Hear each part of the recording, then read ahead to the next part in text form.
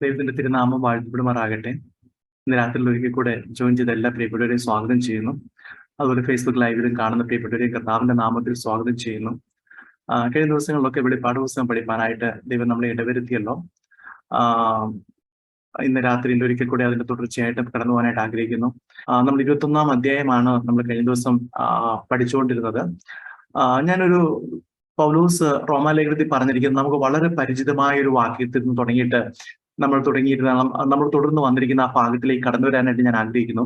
റോമാലേഖനം 8-ാം അധ്യായത്തിന്റെ 28 മുതലുള്ള വാക്യങ്ങൾ നമുക്ക് എല്ലാവർക്കും വളരെ പരിചിതമാണ്. നമ്മളെപ്പോഴും പ്രാർത്ഥിക്കുകയും നമ്മളെപ്പോഴും ആശ്വസിക്കാനൊക്കെ ഉപയോഗിക്കുന്ന വാക്യം.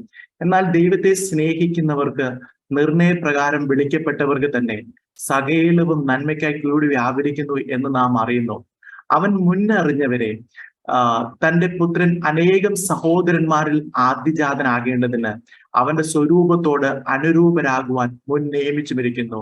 മുൻ നിയമിച്ചവരെ വിളിച്ചും വിളിച്ചവരെ നീതീകരിച്ചും നീതീകരിച്ചവരെ തേജസ്കരിച്ചും ഇരിക്കുന്നു. ഈ വേദഭാഗത്തിന്റെ ആദ്യത്തെ വാക്യം നമ്മൾ ഒത്തിരി മെസ്സേജ് കേട്ടിട്ടുണ്ടാവും. പിന്നെയും എനിക്ക് വിചാരിക്കുന്നു ഞാൻ ഇന്ന് ഈ നമ്മുടെ ഈ സൂം ലിങ്കിലുള്ള അല്ലെങ്കിൽ ഇന്ന് ജോയിൻ ചെയ്ത പ്രിയപ്പെട്ടവർ അതിൽ തുടർന്നുള്ള വാക്യങ്ങളോടുകൂടെ ചേർത്ത് ആ മെസ്സേജിനെ കേട്ടവരായിരിക്കും പലരും എന്ന് ഞാൻ വിചാരിക്കുന്നു. ഇവിടെ ഒരു തേജസ്കരണത്തെ കുറിച്ച് പറയുന്നതായിട്ട് വാക്യത്തിന്റെ അവസാനം നീതീകരിച്ചവരെ തേജസ്കരിച്ചിരിക്കുന്നു അങ്ങനെയാണ് ആ വാക്യം കൺക്ലൂഡ് ചെയ്യുന്നത്. അപ്രകാരം തേജസ്കരണം പ്രാപിച്ച വിശുദ്ധന്മാർ കർത്താവിനോട് കൂടെ വസിപ്പാനായി ഒരുക്കപ്പെടുന്ന പുതിയ ആകാശവും പുതിയ ഭൂമിയും അതിലേക്ക് ഇറങ്ങി വരുന്ന പുതിയ യെരൂശലേമിനെ ആയിരുന്നു നമ്മൾ കഴിഞ്ഞ ആഴ്ച നമ്മൾ കണ്ട്. അവിടെ വസിക്കുവാൻ അവകാശം പ്രാപിച്ച ജയാളികളായ തന്റെ വിശുദ്ധന്മാരുടെ കണ്ണിൽ നിന്ന് കണ്ണുനീരെല്ലാം നാഥൻ തുടച്ചു കളയുന്നതും നമ്മൾ കണ്ടു. അവിടെ മേലിൽ മരണവും ദുഃഖവും മുറവിളിയും കഷ്ടതയും ഒന്നുമില്ലാത്ത ഒരു നിത്യ സന്തോഷത്തിൽ അവർ തുടരുമെന്നുള്ളത് അതിന്റെ 9 വരെയുള്ള വാക്യങ്ങളിലാണ് നമ്മൾ കണ്ടത്. ഞാൻ എന്റെ ആമുഖമായിട്ട് നമ്മൾ കഴിഞ്ഞ ആഴ്ച ചിന്തിച്ചത് ഈ ഭാഗമൊന്ന് ഞാൻ ഓർമ്മിപ്പിച്ചു എന്നേ ഉള്ളൂ. നമുക്കിനി അതിന്റെ 9 മുതലുള്ള വാക്യങ്ങളിലേക്ക് കടന്നു വരാം. 9-ാം വാക്യത്തിൽ ഇങ്ങനെയാണ് പറയുന്നത്: അന്ത്യബാധ 7 നിറഞ്ഞ 7 കലശമുണ്ടായിരുന്ന 7 ദൂതന്മാരിൽ ഒരുത്തൻ വന്ന് എന്നോട്, വരിക, കുഞ്ഞാടിന്റെ കാന്തയായ മണവാട്ടിയെ കാണിച്ചു തരാം എന്ന് പറഞ്ഞു. ഞാൻ വായിച്ചത് 21-ാം അധ്യായം, വെളിപ്പാട് പുസ്തകം 21-ാം അധ്യായത്തിന്റെ 9 മുതലുള്ള വാക്യങ്ങളാണ്. 10-ാമത്തെ വാക്യം ഇങ്ങനെ വായിക്കുന്നു: അവൻ എന്നെ ആത്മവിവശതയിൽ ഉയർന്നൊരു വൻമലയിൽ കൊണ്ടുപോയി യെരൂശലേം എന്ന വിശുദ്ധ നഗരം സ്വർഗത്തിൽ നിന്ന് ദൈവസന്നിധിയിൽ നിന്ന് തന്നെ ദൈവ തേജസ്സുള്ളതായി ഇറങ്ങുന്നത് കാണിച്ചു തന്നു. ഇവിടെ ആദ്യത്തെ വാക്യത്തിൽ 9-ാം വാക്യത്തിൽ പറഞ്ഞിരിക്കുന്ന അന്ത്യബാധ 7 നിറഞ്ഞ 7 കലശവും ഉണ്ടായിരുന്ന 7 ദൂതന്മാരിൽ ഒരുത്തൻ. നമ്മളത് 15-ാം അധ്യായത്തിൽ ആ 7 കലശങ്ങളുള്ള ആ ദൂതന്മാരെ കുറിച്ചൊക്കെ നമ്മൾ വിവരിച്ചിട്ടുണ്ട്. ഞാൻ ആ ഭാഗത്തേക്ക് ഒന്നും പോകുന്നില്ല. ആ കാലത്ത് അല്ലെങ്കിൽ ആ പീഡന കാലത്ത് അതിഭയങ്കരമായ ന്യായവിധിയുടെ ദൃശ്യങ്ങളാണ് ദൂതൻ കാണിച്ചതെങ്കിൽ ഇപ്പോൾ യോഹന്നാനെ കാണിക്കുന്നത് വിശുദ്ധന്മാരുടെ നിത്യവാസ സ്ഥലമായ പുതിയ യെരൂശലേമിന്റെ അതിമനോഹരമായ കാഴ്ചകളാണ് ഇപ്പോൾ ഈ ദൂതൻ യോഹന്നാനെ കാണിച്ചിരിക്കുന്നത്. മുമ്പ് വേറൊരു മുഖം എന്ന് പറയുന്ന എല്ലാം നീതിയുടെയും ആ വെളിപ്പാടുകളാണ് അവരൊക്കെ കാണിക്കുന്നത്. പക്ഷെ അന്ന് ആ പീഡനങ്ങളിലൂടെയൊക്കെ അല്ലെങ്കിൽ പീഡനത്തിന് ന്യായം വിധിക്കുന്ന ആ ഒരു മുഖമായിരുന്നു നമ്മൾ കണ്ടിരുന്നത്. എന്നാൽ ഇപ്പോൾ വളരെ ആ സ്നേഹത്തോടെ യോഹന്നാനെ വിളിച്ച് പറയുന്ന നമ്മുടെ നിത്യവാസ സ്ഥലമായ പുതിയ യെരൂശലേമിനെ കുറിച്ചുള്ള ആ മനോഹര കാഴ്ചകൾ അത് കാണിച്ചു കൊടുക്കുന്നതാണ് കാണുന്നത്. അത് ആദ്യത്തെ ദൈവത്തിന്റെ ന്യായവിധിയും രണ്ടാമത്തെ കാഴ്ച എന്ന് പറയുന്നത് ദൈവത്തിന്റെ കരുണയും വ്യക്തമാക്കുന്നതാണല്ലോ. ഞാൻ അതിന് കൂടുതൽ വിശദീകരിക്കേണ്ട ആവശ്യമില്ലല്ലോ. ഇവിടെ കുഞ്ഞാടിന്റെ കാന്തയെ കാണിച്ചു തരാം എന്ന് പറഞ്ഞ് കാണിക്കുന്നത് മണവാട്ടിയെ പോലെ അലങ്കരിച്ചിട്ടുള്ള യെരൂശലേം എന്ന നഗരത്തെയാണ്, യെരൂശലേമിനെയാണ്. അല്ലെങ്കിൽ പുതിയ യെരൂശലേം നിങ്ങൾ തെറ്റിദ്ധരിക്കുന്നത് പുതിയ യെരൂശലേം എന്നുള്ള ആ നഗരത്തെ. അത് ഏറെ ആഡംബരങ്ങളോടുകൂടി അണിഞ്ഞൊരുങ്ങിയ മറ്റൊരു സ്ത്രീയെ 1000 വർഷങ്ങൾക്ക് മുമ്പുള്ള ഒരു സംഭവങ്ങളിൽ യോഹന്നാനെ കാണിച്ചിരുന്നു. നമ്മളത് പഠിച്ചതാണ്. 17-ാം അധ്യായത്തിലും 18-ാം അധ്യായത്തിലൊക്കെ അത് കണ്ടിരുന്നതാണ്. ഒത്തിരി ആഡംബരത്തോടെ അണിഞ്ഞൊരുങ്ങിയ ഒരു സ്ത്രീയെ, അത് എതിർ ക്രിസ്തുവിന്റെ പ്രിയയും സകല പാപങ്ങളുടെയും മ്ലേച്ഛതകളുടെയും ഉറവിടമായ മഹദിയാം ബാബിലോൺ എന്ന നഗരത്തെയായിരുന്നു അന്ന് കാണിച്ചിരുന്നത്. മഹദിയാം ബാബിലോണിനെ ഒരു സ്ത്രീയും നഗരവും എന്ന പോലെയാണ് അവിടെ വിശേഷിപ്പിച്ച് നമ്മൾ ആ ഭാഗങ്ങളൊക്കെ കണ്ടിട്ടുണ്ട്. മഹദിയാം ബാബിലോണിലുള്ള പേരൊക്കെ കൊടുത്ത് വിളിക്കുന്ന ഒക്കെ നമ്മൾ ആ ഭാഗങ്ങളൊക്കെ കണ്ടിട്ടുണ്ട്. അതേപോലെ അങ്ങനെ ഒരു നഗരവും ഒരു സ്ത്രീയും എന്ന നിലയിൽ വിശേഷിപ്പിച്ചതുപോലെ തന്നെ സ്വർഗീയ യെരൂശലേമിനെ ക്രിസ്തുവിന്റെ മണവാട്ടിയായും നഗരവുമായി ഈ വാക്യത്തിൽ വിശേഷിപ്പിച്ചിരിക്കുന്ന നമുക്ക് കാണുന്നുണ്ട്. നമ്മൾ ഈ അധ്യായത്തിന്റെ 2-ാം വാക്യം കഴിഞ്ഞ ആഴ്ച പഠിച്ചപ്പോൾ അല്ലെങ്കിൽ ഞാനത് വിശദീകരിച്ചപ്പോൾ തന്നെ പറഞ്ഞൊരു കാര്യമുണ്ട്. ആ നഗരത്തിൽ പാർക്കാൻ പോകുന്ന നിവാസികൾ കറ, കളുങ്കം, ചുളുക്കം ഇങ്ങനെ ഒന്നുമില്ലാത്ത അല്ലെങ്കിൽ അങ്ങനെയുള്ള ഏതെങ്കിലും ഒരു മാലിന്യങ്ങൾ ഒന്നുമില്ലാത്ത തികച്ചും വിശുദ്ധിയും സൗന്ദര്യവതിയുമായിരിക്കുന്നത് പോലെ പുതിയ യെരൂശലേം എന്ന് പറയുന്ന ഈ നഗരവും വിശുദ്ധിയിലും സൗന്ദര്യത്തിലും മുന്നിട്ട് നിൽക്കുന്നു എന്ന് മനസ്സിലാക്കാം. ശരിക്കും പറഞ്ഞാൽ അതാണ് അതിന്റെ അർത്ഥത്തിൽ ആ വാക്യത്തിലൂടെ ഉദ്ദേശിക്കുന്നത്. തുടർന്ന് ആ വാക്യം തൊട്ട് അല്ലെങ്കിൽ 10 മുതലുള്ള ആ വാക്യങ്ങളിൽ പുതിയ യെരൂശലേമിന്റെ വിവരണങ്ങളാണ് അവിടെ കൊള്ളുന്നത്. ഞാൻ ആ വാക്യം ഒന്നുകൂടെ വായിക്കട്ടെ. ആ 10-ാം വാക്യത്തിൽ ഒന്നുകൂടെ വായിക്കട്ടെ. അവന് എന്നെ ആത്മവിവശതയിൽ ഉയർന്നോരു വൻമലയിൽ കൊണ്ടുപോയി. യെരൂശലേം എന്ന വിശുദ്ധ നഗരം സ്വർഗത്തിൽ നിന്ന് ദൈവസന്നിധിയിൽ നിന്ന് തന്നെ ദൈവ തേജസ്സുള്ളതായി ഇറങ്ങുന്നത് കണ്ടു. 11-ാം വാക്യത്തിൽ ഇങ്ങനെ പറയുന്നു, അതിന്റെ ജ്യോതിസ് ഏറ്റവും വിലയേറിയ രക്തത്തിന് തുല്യമായി സ്ഫടിക സ്വച്ഛതയുള്ള സൂര്യകാന്തം പോലെ ആയിരുന്നു. അന്നേരം ആത്മവിവശതയിൽ എന്നുള്ളത് ഒരു പുതിയ വാക്കല്ല. നമുക്കറിയാം, യോഹന്നാൻ പത്മോസ് ദ്വീപിൽ തുടങ്ങുമ്പോൾ തന്നെ അവിടുന്ന് തുടങ്ങിയതാണ് തന്റെ ആത്മവിവശതയിലുള്ള ഈ ദർശനങ്ങളൊക്കെ കാണുന്നത്. പല സന്ദർഭങ്ങളിലും ഇത് എടുത്തു പറഞ്ഞതായിട്ട് കാണാൻ കഴിയുന്നുണ്ട്. എന്നിട്ട് ഒരു പുതിയ ദർശനത്തിന്റെ ഭാഗമായിട്ട് നമുക്ക് മനസ്സിലാക്കാൻ കഴിയുന്നുണ്ട്. ദൈവിക കാര്യങ്ങളുടെ ദർശനത്തിനായി ആത്മാവിൽ വിവിധ സ്ഥലങ്ങളിലേക്ക് യോഹന്നാനെ വിവിധ സന്ദർഭങ്ങളിൽ നയിക്കുന്നതാണ് ഈ ആത്മവിവശതയിൽ ഒന്നുകൂടെ വീണ്ടും എടുത്തു പറയുന്നതിലൂടെ നമുക്കിവിടെ മനസ്സിലാക്കാൻ കഴിയുന്നത്. അപ്രകാരം ഒരു ആത്മവിവശതയിൽ ഉയർന്നോരു വൻമലയിൽ യോഹന്നാനെ കൊണ്ടുപോയി എന്നാണ് നമുക്കിവിടെ വായിക്കാൻ കഴിയുന്നത്. മുമ്പ് കർത്താവിന്റെ ഒപ്പം യോഹന്നാൻ ഭൂമിയിലായിരിക്കുമ്പോൾ എന്ന് പറയുമ്പോൾ യെരൂശലേമിൽ യഹൂദ നാട്ടിലായിരുന്നപ്പോൾ മറുരൂപ മലയിൽ കർത്താവിന്റെ തേജസ് കാണാൻ ഭാഗ്യം ലഭിച്ച ശിഷ്യന്മാരിൽ ഒരുവനായിരുന്നു യോഹന്നാന്റെ ഒപ്പം പത്രോസും യാക്കോബും നമുക്ക് ആ ഭാഗം അറിയാം. അന്നേരം അന്ന് അവസരം ലഭിച്ചത് കർത്താവിന്റെ തേജസ് കാണാനാണ്. അന്നേരം അവർ പറയുന്ന വാക്കുകളും ആ ഭാഗങ്ങളും ഒക്കെ നമുക്കറിയാമല്ലോ, സുവിശേഷത്തിൽ രേഖപ്പെടുത്തിയിരിക്കുന്നത്. അങ്ങനെ ആ ഒരു ഭാഗ്യമായിരുന്നു അന്ന് യോഹന്നാൻ ലഭിച്ചിരിക്കുന്നത്. എന്നാൽ ഇന്ന് തന്റെ കൂടെയുള്ള 2 ശിഷ്യന്മാരില്ല, തനിക്ക് മാത്രമായിട്ട് ഇപ്പോൾ ദൈവവും തന്റെ വിശുദ്ധന്മാരുമായുള്ള നിത്യവാസത്തിനായി ഒരുക്കുന്ന ഒരു നഗരത്തിന്റെ തേജസ് കാണാനായിട്ട് താൻ ഉയർന്നു ഒരു വൻമനയിൽ തന്നെ കൊണ്ടുപോയി ആക്കുന്നു, ആത്മവിവശതയിൽ ദൂതൻ കൊണ്ടാക്കുന്നു എന്ന് നമുക്ക് മനസ്സിലാക്കുന്നുണ്ട്. അതുപോലെ തന്നെ യോഹന്നാൻ തന്റെ ലേഖനത്തിൽ 3-ാം അധ്യായത്തിൽ പല പ്രാവശ്യം നമ്മുടെ ഈ പഠനത്തിൽ ഞാൻ ആവർത്തിച്ചതാണ്. തന്റെ ലേഖനത്തിൽ പറയുന്നത് പോലെ അവനെ താൻ ഇരിക്കും പോലെ കാണുന്നതിന്റെ ഒപ്പം നാമും അവനോട് സദൃശന്മാരാകും എന്ന് പറയുന്നതിന്റെ ഒരു പ്രാഗൽഭ്യമാണ്. അതിന്റെ പിന്നിലുള്ള ഒരു യോഹന്നാന്റെ പ്രാഗൽഭ്യമാണ്. യോഹന്നാൻ ഒരുപക്ഷെ സുവിശേഷ ലേഖനത്തിലെ ആ വാക്യം എഴുതുമ്പോൾ ഈ ദർശനങ്ങൾ കണ്ടപ്പോൾ അവിടെ കർത്താവിനെ കണ്ടു, അതിന്റെ ഒപ്പം തന്റെ കൂടെയുള്ള തന്റെ മണവാട്ടിയെ കണ്ടു, തന്റെ പ്രിയപ്പെട്ടവരെ കണ്ടു. അവരെല്ലാം തേജസ്വരൂപികളായി അവനെ താൻ ഇരിക്കും പോലെ തന്നെ കാണും, അവന്റെ ഒപ്പം തന്നെ അവനോട് നാമം സദൃശ്യരാകും എന്നുള്ള അതിന്റെ വലിയ പ്രാഗൽഭ്യത്തോടെ ആ പറയുന്നതിന്റെ പിന്നിലുള്ള ദർശനവും അതിനുള്ള വെളിപ്പാടുമായിരിക്കും നമുക്ക് ഈ ഭാഗത്ത് കാണുന്നത് നമുക്ക് മനസ്സിലാക്കാം. പ്രിയമുള്ളവരെ, മുന്നോട്ട് ഞാൻ പോകട്ടെ. ഉൽപ്പത്തി മുതൽ വെളിപ്പാട് വരെയുള്ള വേദഭാഗങ്ങളിൽ നമുക്ക് ഈ യെരൂശലേമിനുണ്ടാകുന്ന ശാലേം എന്ന നഗരം തൊട്ട് യെരൂശലേമിനുണ്ടാകുന്ന മാറ്റങ്ങൾ നമ്മൾ കഴിഞ്ഞ ആഴ്ച നമ്മൾ ചിന്തിച്ചിട്ടുണ്ടോ? അന്നേരം പുതിയ യെരൂശലേമിനെ അന്നേരം മാറ്റം ഉണ്ടാകുമ്പോൾ അതിന്റെയൊക്കെ ഓരോ കാലത്തെ രാജാക്കന്മാർ അതിനെ മനോഹരമാക്കിയ വിധങ്ങളൊക്കെ നമ്മൾ കഴിഞ്ഞ ആഴ്ച ചിന്തിച്ചു. അന്നേരം ഈ പുതിയ യെരൂശലേമിനെ, നമ്മുടെ യോഹന്നാൻ ദർശനത്തിൽ കാണുന്ന ഈ പുതിയ യെരൂശലേമിനെ മനോഹരമാക്കാൻ ചെയ്തിട്ടുള്ള നിരവധി കാര്യങ്ങളാണ് തുടർന്നുള്ള വാക്യങ്ങൾ. അതിലല്ലെങ്കിൽ അതിന്റെ മനോഹാരിത വർണ്ണിക്കുകയാണ് യോഹന്നാൻ തുടർന്നുള്ള വാക്യങ്ങളിൽ പറഞ്ഞിരിക്കുന്നത്. അന്നേരം ഏറ്റവും പ്രധാനപ്പെട്ട ഒരു കാര്യം ഈ വാക്യത്തിൽ പറഞ്ഞിരിക്കുന്നത് അതിലുള്ള ദൈവ തേജസ്സിനെ തന്നെയാണ്. പ്രിയമുള്ളവരെ, ദൈവത്തിന്റെ സാന്നിധ്യം ഉള്ളിടത്തെല്ലാം ദൈവ തേജസ് വെളിപ്പെടുമെന്നുള്ളത് നമുക്കറിയാമല്ലോ. ദൈവത്തിന്റെ അല്ലെങ്കിൽ ദൈവം പ്രത്യക്ഷപ്പെടുന്നിടത്തൊക്കെ ദൈവ തേജസ് വെളിപ്പെടുന്നു എന്നുള്ളത്. വെളിച്ചം, അതായത് കർത്താവിനെ കുറിച്ച് ദൈവത്തെ കുറിച്ച് പറയുകയാണെങ്കിൽ വെളിച്ചത്തിന്റെ ഉറവിടമാണ്, അടുത്തുകൂടാത്ത വെളിച്ചത്തിൽ വസിക്കുന്നവനാണ്, മഹത്വം തേജസ്സും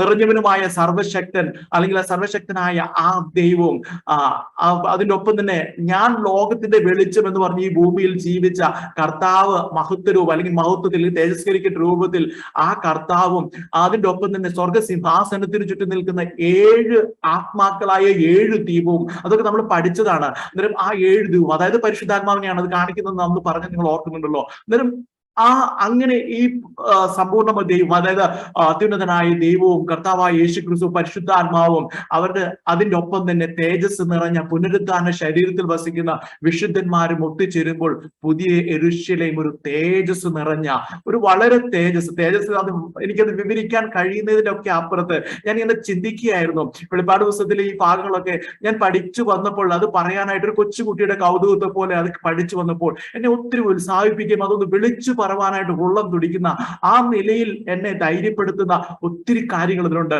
ഇന്ന് രാത്രി ആത്മാവിൽ ആ കാഴ്ച നിങ്ങൾക്ക് ഓരോരുത്തരും കാണട്ടെ. നിങ്ങളത് നിങ്ങളുടെ ഹൃദയത്തിൽ ഒന്ന് ചിന്തിച്ച് ദൈവത്തിന്റെ തേജസ് അടുത്തുകൂടാനാവാത്ത വെളിച്ചത്തിൽ അതിനടുത്തേക്ക് ചെല്ലാൻ പ്രാഗൽഭ്യത്തോടെ ആയിത്തീരുന്ന പുനരുത്ഥാന ശരീരത്തിലായിരിക്കുന്ന ഒരു കൂട്ടം ദൈവമക്കൾ അവരെല്ലാം ആ പുതിയ യെരൂശലേമിൽ കൂടി വരുമ്പോൾ തേജസ് നിറഞ്ഞതായിരിക്കും എന്നാണ് അതിന്റെ ആ വാക്യത്തിൽ അതിനെ കുറിച്ച് പറഞ്ഞിരിക്കുന്നത്. അതിന്റെ ജ്യോതിസ് ഏറ്റവും വിലയേറിയ രത്നത്തിന് തുല്യമായ സ്ഫടിക സ്വച്ഛതയുള്ള സൂര്യകാന്തം പോലെ ആയിരിക്കുമെന്നാണ് പറഞ്ഞിരിക്കുന്നത്. ജ്യോതിസ് എന്ന് പറയുമ്പോൾ നമുക്കറിയാം അത്യുജ്വലമായ ഒരു പ്രകാശത്തിനെയാണ് നമ്മൾ ജ്യോതിസ് എന്ന് പറയുന്നത്. വളരെ അങ്ങനെ നമ്മൾ കണ്ടിട്ടുണ്ടാവും ഒരുപക്ഷെ വെൽഡിങ്ങിലൊക്കെ നമ്മൾ കണ്ടത്. ഞാൻ ഒരു ഉദാഹരണം പറഞ്ഞതേ ഉള്ളൂ. ഞാൻ അത് വെച്ച് കമ്പയർ ചെയ്യാൻ വേണ്ടി ഒന്നും അല്ല. അതുപോലെ 11 kV നമ്മുടെ നാട്ടിലൊക്കെ 11 kV ലൈനൊക്കെ മരത്തിൽ തട്ടുമ്പോൾ ആ ലൈറ്റൊക്കെ നമുക്ക് കണ്ണിൽ നമുക്ക് നോക്കി നിൽക്കാൻ കഴിയത്തില്ലാത്തപ്പോൾ അത്യുജ്വലമായ പ്രകാശം എന്ന് പറഞ്ഞിരിക്കുന്ന പോലെ ജ്യോതിസ്. അന്നേരം ആ അത്യുജ്വലമായ പ്രകാശത്തെയാണ് ഈ ജ്യോതിസ് എന്ന് പറഞ്ഞിരിക്കുന്നത്. നമ്മളൊരു ഇവിടെ രത്നങ്ങൾ എന്ന് പറയുന്നത് കാണാം. ഇവിടെ രക്തത്തെ കുറിച്ച് പറയുന്നത് രക്തത്തിന് തുല്യമായ സ്ഫടിക സ്വച്ഛതയുള്ള സൂര്യകാന്തം പോലെ.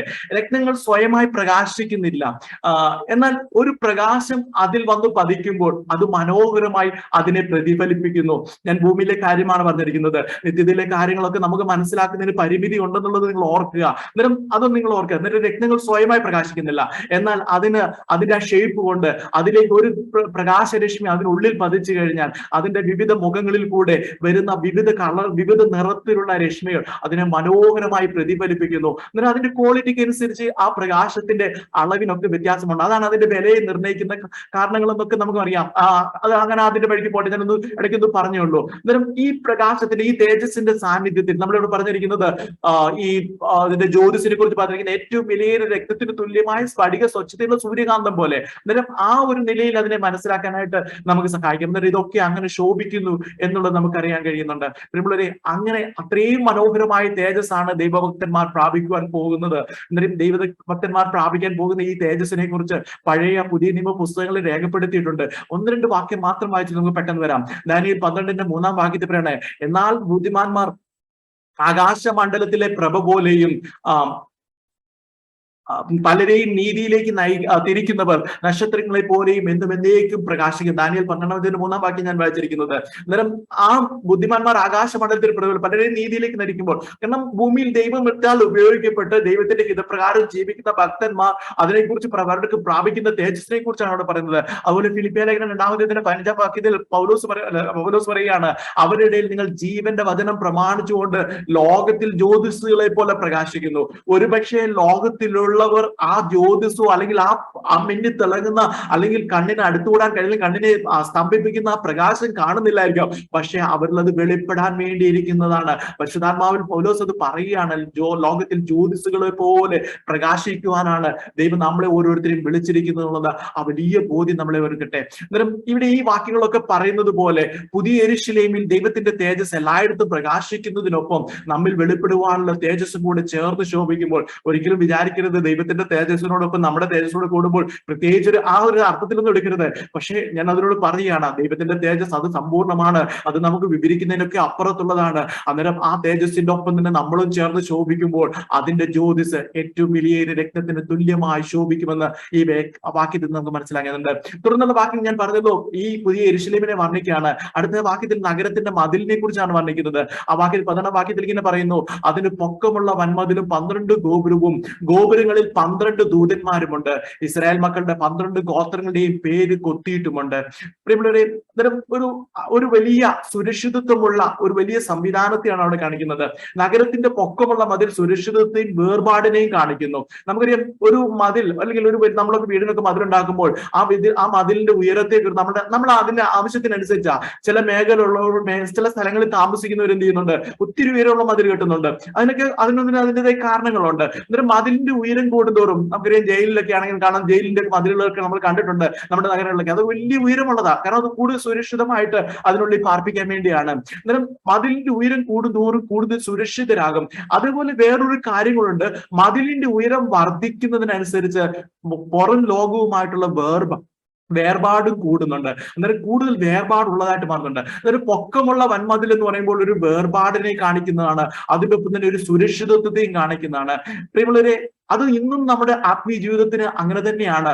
ഇന്നും നാം ദൈവീയ സാന്നിധ്യത്തിൽ അല്ലെങ്കിൽ ദൈവീയ സാന്നിധ്യത്തിന്റെ സുരക്ഷിതത്തിൽ ജീവിക്കുന്നതിനൊപ്പം വേർപാട് അനുഷ്ഠിക്കാനും കൂടി വിളിക്കപ്പെട്ടവരാണെന്നുള്ളതാണ് ഇന്ന് ആ വചനത്തിന്റെ അടിസ്ഥാനത്തിൽ എനിക്ക് നിങ്ങളെ പ്രബോധിപ്പിക്കാനുള്ളത്. നമ്മളെല്ലാവരും ഒരു വലിയ വേർപാട്, ഒരു വലിയ ഉയരമുള്ള മതിൽ എന്ന പോലെ ഒരു വേർപെട്ട ഒരു അനുഭവത്തിലൂടെ ലോകത്തിലാണ് നാം ജീവിക്കുന്ന സത്യമാണ്. എങ്കിലും ലോകക്കാരെ പോലെ ജീവിക്കുവാനല്ല ദൈവം നമ്മളെ വിളിച്ചിരിക്കുന്നത്. അത് നമ്മുടെ ഓർമ്മയിൽ ഉണ്ടാകട്ടെ. ഈ മതിലിന് 12 ഗോപുരമുണ്ട്, അതായത് 12 വാതിലുണ്ട് എന്നർത്ഥം. ഗോപുരങ്ങൾ എന്ന് പറയുമ്പോൾ വാതിലാണ്. ആ 12 ഗോപുരങ്ങളിൽ 12 ദൂതന്മാരെയും ഉള്ളതായിട്ട് നമുക്ക് ഇവിടെ കാണാൻ കഴിയുന്നുണ്ട്. നമ്മൾ ഒന്നുകൂടെ ഉൽപ്പത്തി പുസ്തകത്തിലേക്ക് മടങ്ങി പോവുകയാണെങ്കിൽ അവിടെ നമ്മൾ വായിച്ചിട്ടുള്ളത്, ഏദൻ തോട്ടത്തിൽ നിന്ന് പുറത്താക്കപ്പെട്ട മനുഷ്യൻ തിരിച്ച് വീണ്ടും അതിൽ പ്രവേശിക്കാതിരിക്കുവാൻ കെരൂബുകളെ കാവൽ നിർത്തി തടഞ്ഞ ഇടത്ത്, ആ ഒരു കാര്യം ഞാൻ മുമ്പ് പല പ്രാവശ്യം ഞാൻ വിശദീകരിച്ചിട്ടുണ്ട്. അങ്ങനെ തടഞ്ഞ ഇടത്ത് വീണ്ടും അതേ ദൈവിക സാന്നിധ്യത്തിലേക്ക് ദൂതന്മാരുടെ കാവൽ അകത്ത് കടന്ന് സന്തോഷിക്കുന്ന പുതിയ, അല്ലെങ്കിൽ ആ പുതിയ യെരൂശലേമിലെ തേജസ് ധരിച്ച ഭക്തന്മാരെയാണ് അവിടെ കാണുന്നത്. അന്നേരം ആ ഒരു നിലയിൽ നിന്ന് അവിടേക്ക് തിരിച്ച് ഏദൻ തോട്ടത്തിലേക്ക് അല്ലെങ്കിൽ ദൈവീയ സാന്നിധ്യം വീണ്ടും വീണ്ടും ഇറങ്ങി വരുന്ന ആ സ്ഥലത്തേക്ക് ആ പ്രവേശനം തടഞ്ഞെടുത്ത് ഇവിടെ ദൂതന്മാർ ഈ ഗോപുരങ്ങളെ തുറന്ന് അതിന്റെ ഉള്ളിലേക്ക് ഭക്തന്മാരെ സ്വാഗതം ചെയ്യുന്ന ഒരു അനുഭവമാണ് കാണുന്നത്. തുടർന്ന് ഇവിടെ പറയുന്ന മതിലുകളും ഗോപുരങ്ങളും തുറന്നിട്ട് അതിൽ ആ ഗോപുരങ്ങളെ കുറിച്ചിട്ട് ആ ഗോപുരത്തിൽ കൊത്തിയിരിക്കുന്ന പേരുകളെ കുറിച്ച് അവിടെ വിശദീകരിക്കുന്നുണ്ട്. അതായത് ഇസ്രായേൽ മക്കളുടെ 12 ഗോത്രങ്ങളുടെ പേര് ആ മതിലിൽ കൊത്തിയിരിക്കുന്നതായിട്ട് നമുക്ക് കാണാൻ കഴിയുന്നുണ്ട്. അന്നേരം നമ്മളിപ്പോഴും നമ്മൾ പുതിയ നിയമസഭയാണ് മണവാട്ടി എന്നുള്ളതൊക്കെയാണ് നമ്മൾ പഠിപ്പിച്ചു വരുന്നത്. നമ്മുടെ അങ്ങനെ ഒരു ചിന്തയിലേക്കാണ് ആ നിലയിലേക്ക് വരുന്നത്.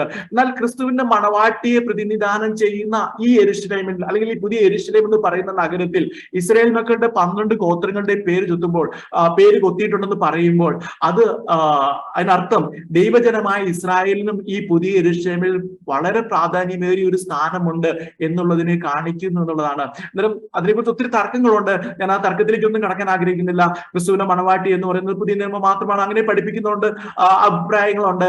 അതേപോലെ തന്നെ പഴയ നിയമം കൂടെ ഉൾപ്പെടുന്നു എന്നുള്ള അഭിപ്രായങ്ങളുണ്ട്. കൃത്യമായി നമുക്ക് വ്യാഖ്യാനിക്കാൻ കഴിയില്ല എങ്കിൽ പോലും ഞാൻ പറയട്ടെ, ഈ പറയുന്ന ഇസ്രായേലിനും ഈ പുതിയ യെരൂശലേമിൽ വലിയ സ്വാധീനം അല്ലെങ്കിൽ വലിയ സ്ഥാനമുണ്ട് എന്നുള്ളത് നമുക്ക് മനസ്സിലാക്കുന്നുണ്ട്. അന്നേരം ഈ നഗരം അത് പറഞ്ഞ മണവാട്ടിയെ പ്രതിനിധാനം ചെയ്യുന്നുണ്ട്. വീണ്ടെടുക്കപ്പെട്ട ഇസ്രായേൽ മണവാട്ടിയുടെ ഒരു ഭാഗമായി തന്നെ നമുക്ക് മനസ്സിലാക്കാൻ കഴിയുമെന്ന് ഞാൻ വിചാരിക്കുന്നു. ഇനി അതിന്റെ 11ാം വാക്യത്തിലേക്ക് വരുവാണെങ്കിൽ നഗരത്തിന്റെ ഗോപുരത്തിൽ നമുക്ക് കാണാൻ കഴിയുന്നുണ്ട്. ആ നഗരത്തിന്റെ ഗോപുരത്തിൽ ഒന്നുകൂടി വിശദീകരിക്കുന്നുണ്ട്. ആ നഗരത്തിന്റെ ഗോപുരത്തിൽ അതിന്റെ എവിടേക്കാണ് ആ ഗോപുരം വെച്ചിരിക്കുന്നത്? ഒരു സമചതുരമുള്ള ഒരു പട്ടണം. ആ പട്ടണത്തിന്റെ അതിലെ സമചതുരമുള്ള മതിൽക്കെട്ടിൽ നിൽക്കുന്ന ഒരു പട്ടണം. ആ പട്ടണത്തിന്റെ 4 വശത്ത് 3 വീതം ഗോപുരങ്ങളാണുള്ളത്. ആ 12 ഗോപുരങ്ങൾ, അതായത് 3 വീതം 4 വശം, അതായത് മൊത്തം 12 ഗോപുരങ്ങളാണ് ഈ പുതിയ യെരൂശലേമിലേക്കുള്ളത്. തുടർന്നുള്ള വാക്യത്തിലേക്ക് നമ്മൾ കടന്നു വരുമ്പോൾ ആ പട്ടണത്തിന്റെ അല്ലെങ്കിൽ ആ നഗരത്തിന്റെ മതിലിന്റെ അടിസ്ഥാനങ്ങളെ കുറിച്ച് അവിടെ രേഖപ്പെടുത്തിയിരിക്കുന്നു. ആ 14ാം വാക്യത്തിൽ പറയുന്നു, നഗരത്തിന്റെ മതിലിന് 12 അടിസ്ഥാനവും അതിൽ കുഞ്ഞാടിന്റെ 12 അപ്പോസ്തലന്മാരുടെ 12 പേരുമുണ്ട്. ആദ്യം നമ്മൾ 12 ഗോപുരം കണ്ടു. ആ 12 ഗോപുരത്തിൽ 12 ഗോത്രങ്ങളുടെ പേരെയാണ് കണ്ടിരുന്നത്. എന്നാൽ ഇവിടെ വരുമ്പോൾ 12 അടിസ്ഥാനങ്ങൾ കാണാൻ കഴിയുന്നുണ്ട്. ആ അടിസ്ഥാനങ്ങളിൽ 12 അപ്പോസ്തലന്മാരുടെ പേരുകൾ ഉണ്ടായിട്ടുണ്ട്. അന്നേരം ഈ അടിസ്ഥാനങ്ങൾ എപ്രകാരമാണ് അവിടെ രചിക്കപ്പെട്ട അല്ലെങ്കിൽ അവിടെ കൊത്തിവെച്ചിട്ടുള്ളത് എന്ന് നമുക്ക് വ്യക്തമാകുന്നില്ല. എങ്കിലും നമ്മൾ ഈ 12 ഗോപുരങ്ങൾ കണ്ടിരിക്കുന്നത് പോലെ 4 വശങ്ങളിലായി 3 വീതം ആയിരിക്കാം എന്ന് നമുക്ക് വിചാരിക്കാം. അന്നേരം 4 വശത്തുമായി 3 വീതം അതായത് അപ്പോസ്തലന്മാരുടെ പേരുകൾ കൈകോർത്ത് പിടിച്ചിരിക്കുന്നത് പോലെ കാണപ്പെടും എന്ന് നമുക്ക് മനസ്സിലാക്കാം. നമ്മൾ വെളിപ്പാട് ദിവസം 3-ാം അധ്യായം പഠിച്ചപ്പോൾ ഫിലദെൽഫിയ സഭയോടുള്ള ദൂതിൽ പറഞ്ഞിരിക്കുന്ന ഒരു വാക്യമുണ്ട്, ജയിക്കുന്നവനെ ഞാൻ എന്റെ ദൈവത്തിന്റെ ആലയത്തിൽ ഒരു തൂണാക്കും, അവൻ ഒരിക്കലും അവിടെ നിന്ന് പോകുകയില്ല. എന്റെ ദൈവത്തിന്റെ നാമവും എന്റെ ദൈവത്തിന്റെ പക്കൽ നിന്ന് സ്വർഗത്തിൽ നിന്ന് തന്നെ ഇറങ്ങുന്ന പുതിയ യെരൂശലേം എന്ന എന്റെ ദൈവത്തിന്റെ നഗരത്തിന്റെ നാമവും എന്റെ പുതിയൊരു നാമവും ഞാൻ അവന്റെ മേൽ എഴുതും എന്ന് പറയുന്ന പോലെയുള്ള അതിന്റെ ഒരു വേറൊരു തലത്തിലുള്ള ഒരു അനുഭവമായിട്ട് നമുക്ക് ഈ വേദഭാഗ്യം നമുക്ക് മനസ്സിലാക്കാൻ കഴിയുന്നുണ്ട്. ഇവിടെ നമുക്കറിയാം, ഞാൻ പറഞ്ഞല്ലോ 12 അപ്പോസ്തലന്മാരുള്ളതായിട്ട് നമുക്ക് കണ്ടല്ലോ. നമുക്കറിയാം 12 അപ്പോസ്തലന്മാരിൽ നമുക്കറിയാം യൂദ ആ കൂട്ടത്തിൽ വരത്തില്ല എന്നുള്ളത് നമുക്ക് ഉറപ്പാണ്. എന്നിട്ട് യൂദയില്ല. പിന്നീട് നറുക്കിട്ട് തിരഞ്ഞെടുത്ത മത്യാസ് എന്നൊരു ഒരു വ്യക്തിയെ നമുക്ക് അപ്പോസ്തല പ്രവൃത്തിയുടെ ആരംഭ അധ്യായങ്ങളിൽ നമുക്ക് കാണാൻ കഴിയുന്നുണ്ട്. എന്നാൽ നമ്മൾ പിന്നീടുള്ള ബൈബിൾ ചരിത്രം പഠിക്കുമ്പോൾ ദൈവത്താൽ തെരഞ്ഞെടുക്കപ്പെട്ട പൗലോസ് ആയിരിക്കണം ആ സ്ഥാനത്ത് വരുന്നതെന്ന് നമുക്ക് വിചാരിക്കാം. നമുക്ക് അങ്ങനെ പറയാൻ കഴിയുള്ളൂ. നമുക്ക് തീർച്ചയായിട്ടും ഇങ്ങനെ ഒരു വിധിയൊന്നും നമുക്ക് പറയാൻ അല്ലെങ്കിൽ തീർത്ത് പറയാൻ പറ്റുന്നതായ തെളിവുകളൊന്നും വേദപുസ്തകം തരാത്തത് കൊണ്ട് നമുക്ക് ഈ 12 അപ്പോസ്തലന്മാരിൽ യൂദായ്ക്ക് പകരം പിന്നീട് വരുന്നത് പൗലോസ് ആയിരിക്കാം എന്ന് നമുക്ക് മനസ്സിലാക്കാം. ഇനി ഈ നഗരം അതിലിന് ഞാൻ പറയുന്ന കാര്യങ്ങൾ നിങ്ങളുടെ മനസ്സിലൊന്ന് ഇമാജിൻ ചെയ്യുകയാണെങ്കിൽ നിങ്ങൾക്ക് വളരെ കൃത്യമായിട്ട് ഇത് മനസ്സിലാകുമെന്ന് ഞാൻ വിചാരിക്കുന്നു. ഞാൻ അതുകൊണ്ട് ഒന്നുകൂടെ ഗൗരവത്തിൽ ഇത് ശ്രദ്ധിക്കാൻ ഞാൻ എല്ലാവരുടെയും ഒന്നുകൂടെ പ്രബോധിപ്പിക്കുന്നു. അന്നേരം നഗരം അതിന് 12 അടിസ്ഥാനങ്ങളിൽ 12 അപ്പോസ്തലന്മാരുടെ പേർ ഉള്ളത് അതിനൊരു വലിയൊരു ആശയമുണ്ട്. 1-ാം നൂറ്റാണ്ടിൽ അപ്പോസ്തലന്മാർ പഠിപ്പിച്ച പരിജ്ഞാനത്തിന്റെ ഉപദേശങ്ങൾക്ക് ദൈവം വലിയ വില അല്ലെങ്കിൽ വലിയ പ്രാധാന്യം കൊടുത്തിരിക്കുന്നു എന്നുള്ള കാര്യമാണ് അതിൽ നിന്ന് മനസ്സിലാക്കാൻ കഴിയുന്നത്. നമുക്ക് ഇന്നത്തെ കാലത്ത് പാരമ്പര്യങ്ങളെ പറ്റുന്ന ഒത്തിരി പേരുണ്ട്. അതായത് അവരുടെയൊക്കെ പാരമ്പര്യങ്ങളെ ദൈവവചനം ചോദ്യം ചെയ്യുമ്പോൾ നമുക്ക് ചുറ്റുമുള്ള സമുദായങ്ങൾ നമ്മുടെ ഇടയിൽ തന്നെയുള്ള ചില പാരമ്പര്യങ്ങളെയൊക്കെ ദൈവവചനം ചോദ്യം ചെയ്യുമ്പോൾ ദൈവവചനത്തെ തള്ളിക്കളയുന്ന അല്ലെങ്കിൽ നിസാരമാക്കുന്ന ദൈവവചന ബൈബിളിൽ അങ്ങനെയൊക്കെ പറയും. നമ്മൾ എത്രയോ തവണ നമ്മുടെ പേരിൽ നമ്മുടെ സഹോദരങ്ങളുടെ ഇടയിൽ തന്നെ നമ്മുടെ പ്രിയപ്പെട്ടവരുടെ ഇടയിൽ തന്നെ കേട്ടിട്ടുണ്ട്. അതുപോലെ മറ്റുള്ള സമുദായ സഭകളിൽ ബൈബിളിനേക്കാളും പ്രാധാന്യം അവരുടെ സഭയുടെ പാരമ്പര്യമാണെന്ന് പറയുന്നതൊക്കെ ഈ ദിവസങ്ങളിലൊക്കെ പുറത്തു വരുന്ന കണ്ടിട്ടുണ്ടല്ലോ. അന്നേരം പാരമ്പര്യങ്ങളെ ദൈവവചനം ചോദ്യം ചെയ്യുമ്പോൾ ദൈവവചനത്തെ തള്ളിക്കളയുന്ന നിരവധി ആൾക്കാർ നമ്മുടെ എല്ലാ ചുറ്റിലുമുണ്ട്. എന്നാൽ ആത്മനിയോഗത്താൽ ഒരു കാര്യം നാം ഓർക്കുക, ആത്മനിയോഗത്താൽ അപ്പോസ്തലന്മാർ ഇട്ട അടിസ്ഥാനങ്ങളിൽ പണിയപ്പെടുന്നവർ മാത്രമേ ആ നഗരത്തിൽ കടക്കുകയുള്ളൂ. ആ അടിസ്ഥാനങ്ങൾക്ക് ദൈവം വലിയ പ്രാധാന്യം കൊടുത്തിരിക്കുന്നു എന്നുള്ളതാണ് നമുക്ക് മനസ്സിലാക്കുന്നത്. എന്നാൽ അതിൽ നിന്നും മാറി ആ ഇട്ടിരിക്കുന്ന അടിസ്ഥാനങ്ങളിൽ നിന്ന്, അതായത് ലേഖനങ്ങൾ കൂടെ നമ്മെ പ്രബോധിപ്പിച്ചു തന്നിട്ടുള്ള ഉപദേശങ്ങൾക്ക് വിരുദ്ധമായി വിവിധമായ പാരമ്പര്യങ്ങളിലും ആചാരങ്ങളിലും ആശ്രയിക്കുന്നവർ തള്ളപ്പെടുമെന്നുള്ള ഒരു ചിന്ത നമുക്കതിൽ നിന്ന് ഗ്രഹിക്കാൻ കഴിയുന്നുണ്ട്. അതുകൊണ്ട് അപ്പോസ്തലന്മാർ ഇട്ട അടിസ്ഥാനങ്ങളിൽ തന്നെയാണ് കാര്യങ്ങളെല്ലാം മുന്നോട്ട് പോകുന്നതെന്ന് നമുക്ക് മനസ്സിലാക്കാൻ കഴിയുന്നുണ്ട്. ഇവിടെയുള്ള 12 ഗോപുരങ്ങളും 12 അടിസ്ഥാനങ്ങളും ഒരിക്കൽ കൂടി പുതിയ നിയമ വിശുദ്ധന്മാർക്ക് അവിടെ പ്രവേശനമുണ്ടെന്നുള്ളതിനെ വ്യക്തമാക്കുന്നു എന്ന് നമുക്ക് മനസ്സിലാക്കാൻ കഴിയുന്നുണ്ട്. ഇനി മുന്നോട്ട് പോകുമ്പോൾ തുടർന്ന് ഈ നഗരത്തിന്റെ അളവുകളെ കുറിച്ചാണ് നമുക്ക് കഴിയുന്നത്. 15-ാം വാക്യം മുതൽ വായിക്കുമ്പോൾ ഇങ്ങനെ കാണുന്നു: എന്നോട് സംസാരിച്ചവന് നഗരത്തെയും അതിന്റെ ഗോപുരങ്ങളെയും മതിലിനെയും അളക്കേണ്ടതിന് പൊന്നുകൊണ്ടുള്ള ഒരു അളവുകോലുണ്ടായിരുന്നു. നഗരം സമചതുരമായി കിടക്കുന്നു, അതിന്റെ വീതിയും നീളവും സമം. അളവുകോൽ കൊണ്ട് അവൻ നഗരത്തെ അളന്നു. 1200 നാഴിക കണ്ടു. അതിന്റെ നീളവും വീതിയും ഉയരവും സമം തന്നെ. അതിന്റെ മതിൽ അളന്നു. മനുഷ്യന്റെ അളവിന് എന്ന് വെച്ചാൽ ദൂതന്റെ അളവിന് തന്നെ 144 മുഴം ആയിരുന്നു. പുതിയ യെരൂശലേം എന്ന നഗരം ഒരു സമചതുര ആകൃതിയുള്ള ഒരു നിർമ്മിതി ആയിരുന്നു എന്നുള്ളത് ഈ വാക്യത്തിൽ നമുക്ക് മനസ്സിലാക്കാം. അതായത് അതിന്റെ നീളവും വീതിയും ഉയരവും സമമായിരുന്നു. അതിന് കൊടുത്തിരിക്കുന്ന അളവ് കൊടുത്തിരിക്കുന്ന 1200 നാഴിക എന്നുള്ള ഒരളവാണ് അവിടെ കൊടുത്തിരിക്കുന്നത്. നമ്മൾ ഒന്നുകൂടെ അല്പം കൂടെ പഴയ നിയമത്തിലേക്ക് അല്ലെങ്കിൽ പിന്നിലേക്ക് പോവുകയാണെങ്കിൽ നമുക്കറിയാം ഏദൻ തോട്ടത്തിൽ ഒരു ദേവാലയം ഉണ്ടായിരുന്നു എന്നറിയാം. ആ ദേവാലയത്തിന് ചുവരുകളോ അല്ലെങ്കിൽ പ്രാകാരങ്ങളോ വിശുദ്ധ സ്ഥലമോ യാഗപീഠങ്ങളോ ഒന്നും ഉണ്ടായിരുന്നില്ല എന്നും നമുക്കറിയാവുന്നുണ്ട്. എന്നാൽ പിന്നീട് നമ്മൾ വരുമ്പോൾ ഒരു സമാഗമന കൂടാരം ഉണ്ടായിരുന്നു. ആ സമാഗമന കൂടാരം ഒരു ദീർഘ ചതുരാകൃതിയിലുള്ള ഒരു സമാഗമന കൂടാരമായിരുന്നു. എന്നാൽ അതിന്റെ അതിവിശുദ്ധ സ്ഥലത്തിന് അത് ഒരു സമചതുരാകൃതിയിലായിരുന്നു. അതിന്റെ നീളം, ഉയരം, വീതി 10 മുഴം വീതമായിരുന്നു. 10 മുഴം വീതി, 10 മുഴം ഉയരം, 10 മുഴം നീളം. അതായത് അതിന് നമ്മൾ അടിക്കണക്കിൽ പറയുകയാണെങ്കിൽ 15 അടി നീളം, 15 അടി ഉയരം, 15 അടി വീതി. അങ്ങനെയായിരുന്നു സമാഗമന കൂടാരത്തിന്റെ അതിവിശുദ്ധ സ്ഥലം എന്ന് കാണാൻ കഴിയുന്നുണ്ട്. ഇനി നമ്മൾ മുന്നോട്ട് പോവുകയാണെങ്കിൽ ശലോമോന്റെ ദേവാലയത്തിലും ഇതുപോലെ ഒരു കണക്ക് നമുക്ക് ഇവിടെ കാണാൻ കഴിയുന്നുണ്ട്. അതിന്റെയും അതിവിശുദ്ധ സ്ഥലം എന്ന് പറയുന്നത് 20 മുഴം വീതിയും 20 മുഴം ഉയരവും 20 മുഴം നീളവും ആയിരുന്നു എന്ന് നമുക്ക് പറയുന്നുണ്ടായിരുന്നു. അന്നേരം ഇവിടെ ഈ സമാഗമന കൂടാരത്തിനും ശലോമോന്റെ ദേവാലയത്തിനും ഒക്കെ ആ അതിവിശുദ്ധ സ്ഥലത്തിന് പുറമെ വിശുദ്ധ സ്ഥലവും പ്രാകാരവും ഒക്കെ ഉള്ളതായിട്ട് നമുക്ക് കാണാൻ കഴിയുന്നുണ്ട്. എന്നാൽ സമചതുരാകൃതിയുള്ള പുതിയ യെരൂശലേമിന് പ്രാകാരമോ വിശുദ്ധ സ്ഥലമോ അല്ലെങ്കിൽ മറ്റുള്ള യാഗപീഠത്തിനായിട്ടുള്ള അങ്ങനെയുള്ള സ്ഥലങ്ങളോ ഒന്നുമില്ല. അന്നേരം ഈ പറയുന്ന പുതിയ യെരൂശലേമിനെ റെപ്രസെന്റ് ചെയ്യുന്ന ഒരു സ്ഥലമാണ് ഈ പറയുന്ന പഴയ നിയമ കാലത്തുണ്ടായിരുന്ന ദേവാലയത്തിലുണ്ടായിരുന്ന അതിവിശുദ്ധ സ്ഥലം എന്ന് നമുക്ക് മനസ്സിലാക്കാൻ കഴിയുന്നുണ്ട്.